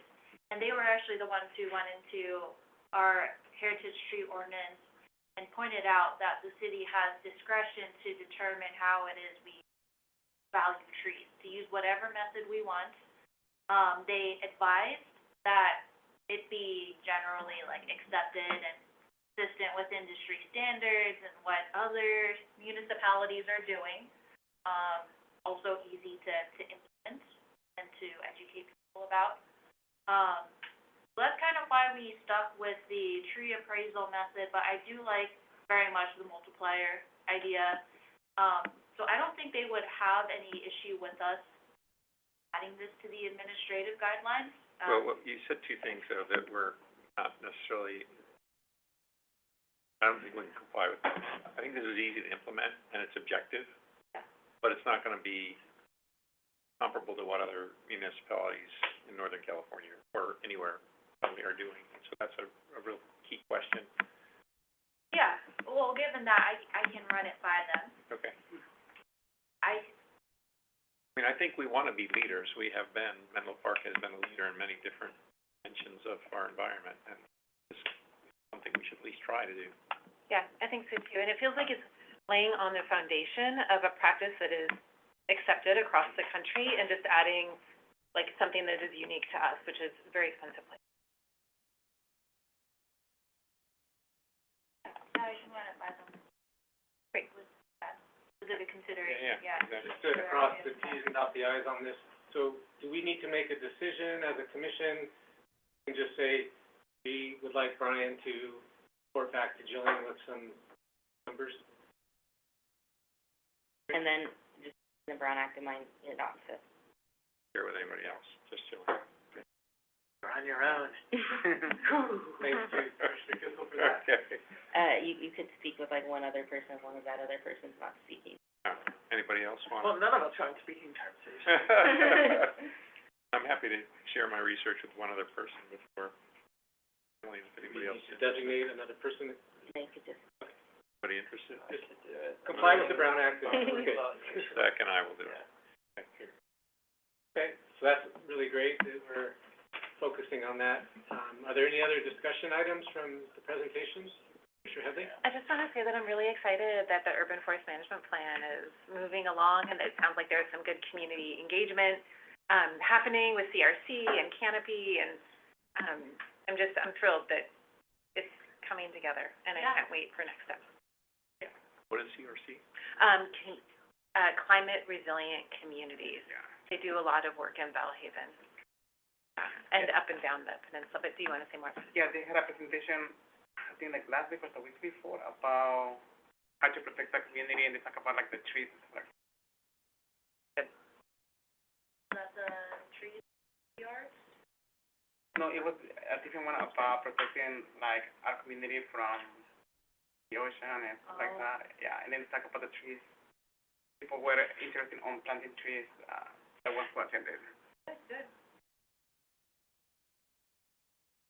I had a question about, slide 315, talks about where trees are being planted and removed throughout the city. It's pretty obvious, that D1 is getting very few trees planted. Are the plantings driven by removals? And just because there's a low removal amount in D1, that's why there's a low planting amount? Just curious, and I know we have an environmental justice element and this pending urban forest management plan that will hopefully focus more on that community for tree plantings, but can you talk about why it's so low right now? Yeah, we anticipate questions about that. So, D1, District 1, that's Bellhaven, right? Mm-hmm. Okay. We're gonna try to cap, I need to change it. Let's display.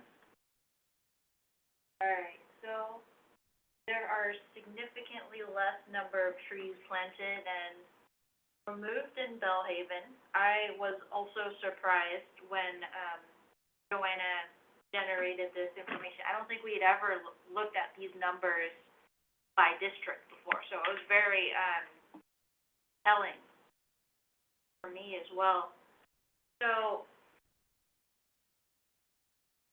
compared to other districts in Menlo Park, we just don't get as many calls from residents in Bellhaven, requesting inspection and maintenance and removal of trees. We don't get as many calls requesting tree planting, and a lot of our tree planting is driven by removal and replacement of city trees. So we're not really removing trees in Bellhaven in the first place, so we're not replanting those sites. And in other districts, we do have more residents reaching out and requesting planting of new trees in front of their properties. That's why those tree planting numbers are a bit higher. I also mentioned that our contractor, West Coast Arborist, helps us with, our tree maintenance. So whenever they go through, a neighborhood in Menlo Park, they'll report any trees that they notice are dead or dying or high risk or conflict with infrastructure. And then my colleague Nancy Vidal, he goes out, inspects the trees and realizes, hey, actually this is a dead tree that no one's reported to the city, that wasn't on our radar. So we'll go ahead and add that tree to our removal and our replacement list. So this past fiscal year, we didn't have West Coast Arborists working in the Bellhaven neighborhood. They were working in other parts of the city, so we also didn't get, those reports that we usually get from West Coast Arborists about, like, the general state of the trees in that area. So that's another reason why this is so low here. But again, hoping with the start of our urban forest management plan, the early action tree planting and community outreach, ideally with Canopy and CRC, we'll be able to, bump up those tree planting numbers in, Bellhaven, and also build, trust with the community there, and provide some education about how if there are issues, they can reach out to us, and we will respond, and we will take care of those trees. So that's something we're hoping to address. Yeah, for sure, we have a serious deficiency there. I was curious why West Coast Arborist wasn't working in Bellhaven. Do they move, like, district by district, like one district each year, and they just happen to not be working in D1? Yeah. Last year? So, they work on maybe like 3 to 4 districts every fiscal year, and, they prune the trees in the districts that were last pruned like 4 or 5 years ago. So I think all the trees in Bellhaven were pruned by our contractor back in 2024 or 2023. Mm-hmm. So, we had already maintained our 5-year maintenance cycle in that neighborhood, so we're probably not gonna be back there for a couple more years. So, any tree activity in that area would really then be driven by, residents contacting the city, which we're just also not seeing in general from that community. Is it your judgment that there's good opportunity in D1 for spaces to put trees in? Yeah, that's a great question. So there are definitely a lot of challenges with planting in Bellhaven. A lot of the residents there are renters. Usually we want to, talk with and work with the property owners to plant and maintain trees.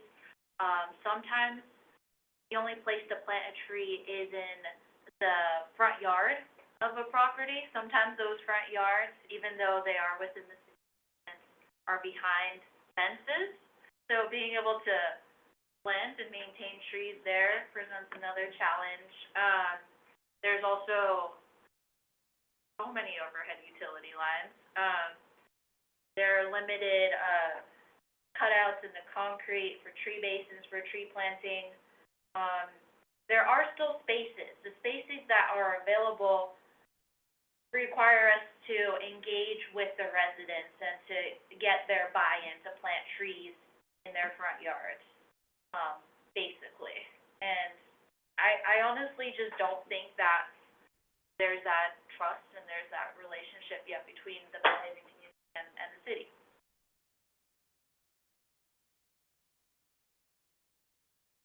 Great, well, thank you for that. I have another question about the permit process and for development-related tree removals. There's this additional requirement for alternative design. Can you just speak to what that process is?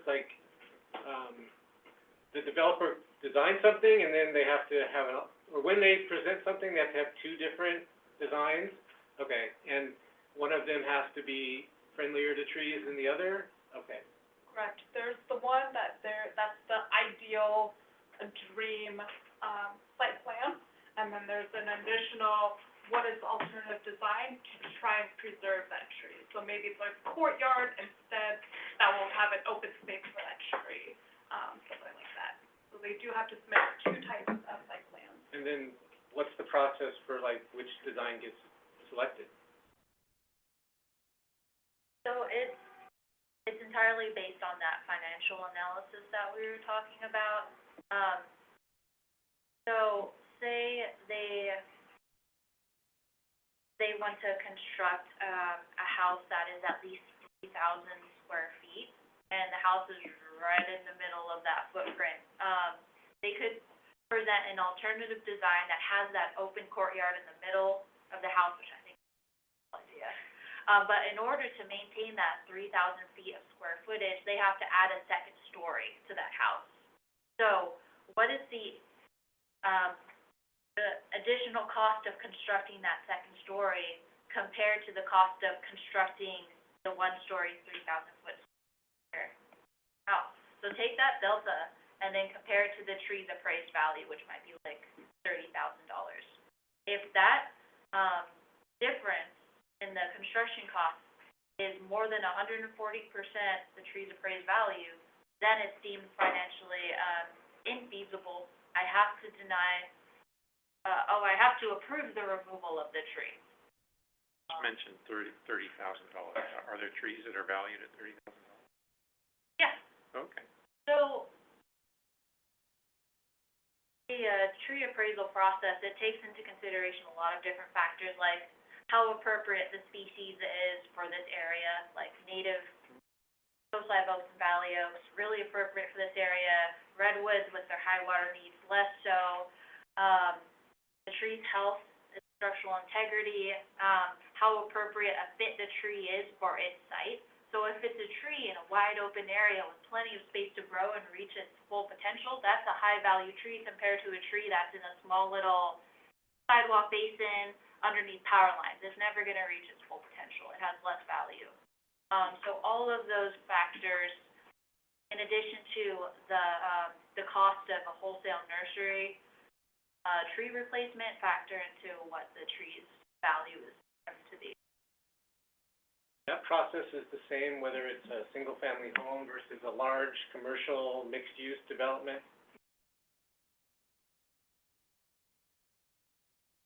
Yeah, I would say on average, heritage trees are valued maybe between like $15,000 and $30,000. $40,000. Like some really, really big, old, tall redwoods. I've seen them like $110,000. Some really nice old heritage oaks can be like $50,000-$60,000. So it is meaningful. I didn't have a sense of magnitude. Any other discussion? Just two last things. Sure. There were some ideas around tree tag ideas, that I think we've sent via email, so feel free to leverage that, and if you need help, I think Lynn Dando is also available, for future design things if needed. And then I was curious if you all had seen the heat map data that was shared at the last meeting by a group of students out of Stanford called the Cool Cities Coalition. They did a heat map last summer of the different parts of the city and like how hot it got. And it seems like really important information to feed into the urban forest management. Yeah, that sounds great. I haven't seen it. Share that data Okay. with you.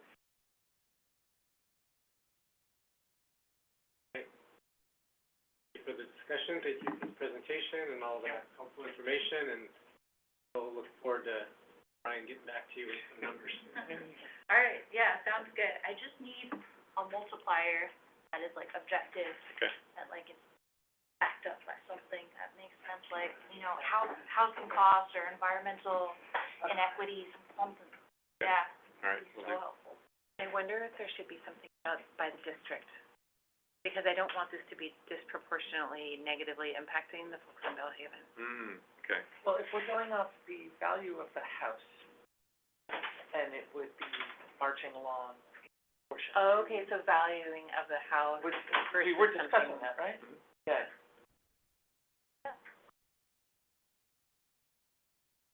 Right. For the something like that. property tax valuation. Thanks again, we will move on to, agenda Thank item you, E, bye. reports and announcements. Staff, would you like to lead us off with reports and announcements? Sure, I can start and then pass it to yours. Okay. I'll be brief. I have 3 things I wanted to share. Starting July 1, our zero emission landscaping equipment ordinance, will move into its enforcement phase. So our department will be writing citations. We detailed that in a staff report that went to city council, at the end of, May. And that was an informational item. So we're recommending that folks call dispatch now, and so Axe Menlo Park is still live, so you can still make your online reports, but for our team to be able to respond in real time, it's best if you call the non-emergency line. So that's interesting. We did a detail on June 4th, and made contact with 15 landscapers, and 4 of them were using gas, but the rest were using electric. So we had some really positive conversations, and we're still winding down the spending of our voucher program. So if you do know of any landscapers, we are trying to spend it down by the end of this month, and I believe we have a couple $1,000s left. So there's still opportunity there. I have a question, when the electric lawnmower part comes around, is there a new bucket of money? That's so far in the future. Haven't quite gotten there yet. But as of now, we haven't planned for any future buckets of money. And then, for upcoming, council items, on June 24th, we'll be, sharing a home upgrade, services progress report. Stay tuned for that. We are also working on, the study session for our local code amendments for July 8th. That's been moved up due to changing timelines at the state. And we'll be sure to share more with that group as those materials become available.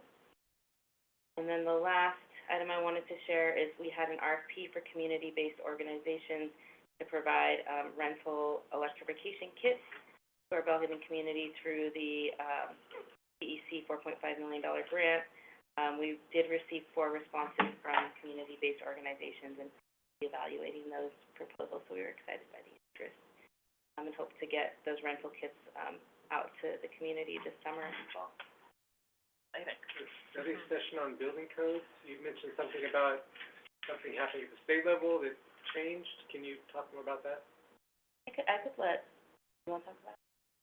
Sure. Okay, cool. Okay. Either way, we've both been in Either one, yeah. the work.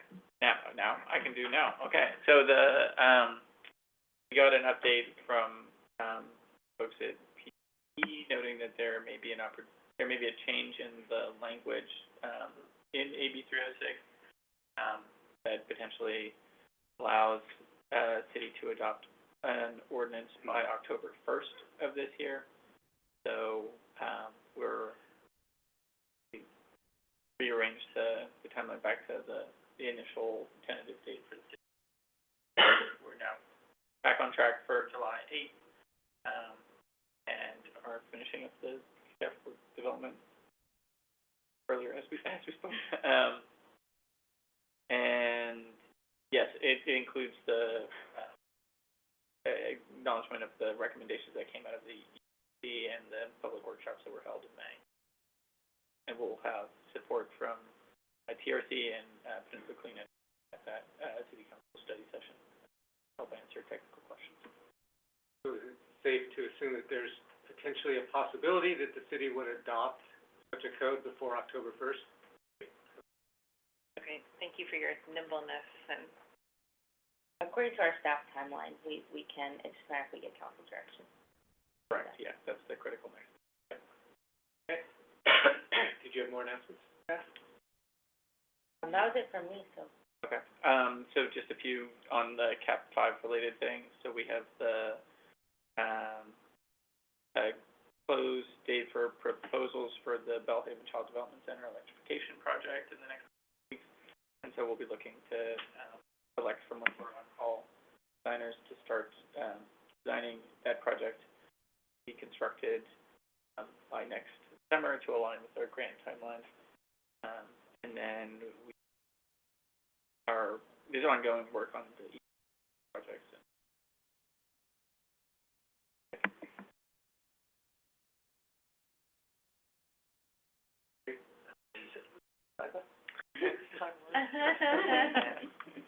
So the Bellhaven, Child Development Center, that electrification project happening? Correct, yes, yeah, great. There's so many things that are happening, it's very exciting. Okay, so yeah. solar is another exciting project, sorry, there's a lot of them. And so construction of the installation of the, solar PV library should, begin, any day now. So they're working with the roofers who came last year to make sure that there's coordination, the roof that was installed and the panels that are gonna be installed there. And later this summer, they'll go to Bellhaven Child Development Center and install the system, at that facility, and then, come to do the final two of the, system that's gonna go on top of the gymnastics, and then the City Hall, rooftop. And then the final piece of that project will be the two, solar carports that'll go in the parking lot between City Hall and the... Is it one of those projects that required the removal of a couple trees? That was for the canopy that's along Laurel Street. And those are, yes, but also to be finished with construction by the end of the year, which will be well in advance of the April 14th, 2026 deadline to keep under the net energy metering, 2.0. Advantages to the rates that we saw in our power purchase agreements. So it's on them too, that's great. Don't sell those buildings. Okay, any other staff announcements or reports? Great, this is exciting. Commissioners? A few. I just wanted to uplift a couple, meetings from Mayor Combs' newsletter. This Friday at 8:30, he's having a coffee with Assemblymember Berman at Cafe Zoe. So if you want to have a conversation with our state assembly member, that's an opportunity to do that. Then on Sunday, he's having a joint sort of office hours with Supervisor Mueller, at 9:30 on Sunday at the farmer's market. Another opportunity to sort of talk to folks beyond our city limits. What was the one with Combs and Berman?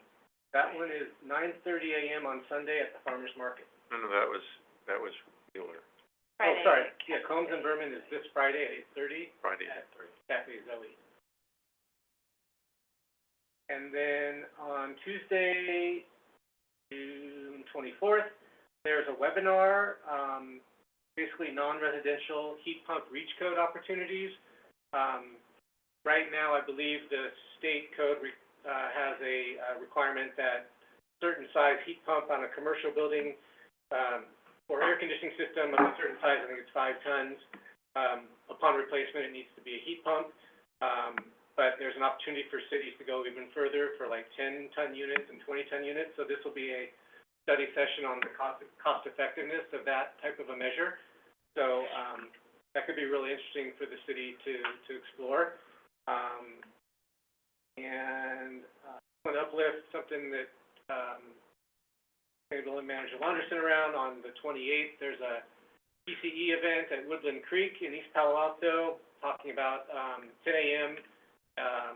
They did a full, EV charging infrastructure at a multifamily project. So, there was like free breakfast and an opportunity to talk about or learn about that project that they did, which was all through Peninsula Clean Energy. And there is an opportunity for council members or city staff, if they're interested, to go on a field trip on June 27th to see a real natural grass, playing field up in Tiburon. It's being organized by the Sierra Club, the Plastics Pollution Prevention Subcommittee, which is led by Susan Hinton, who did our presentation recently. The invitation has been made to the city, and we're hoping that, someone can participate in that. Yeah, and that's all that I had for now. I'd like to be ready to go home, so, we have informational items,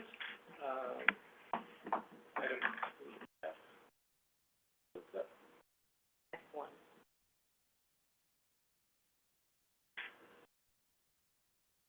So, Or the other way. second.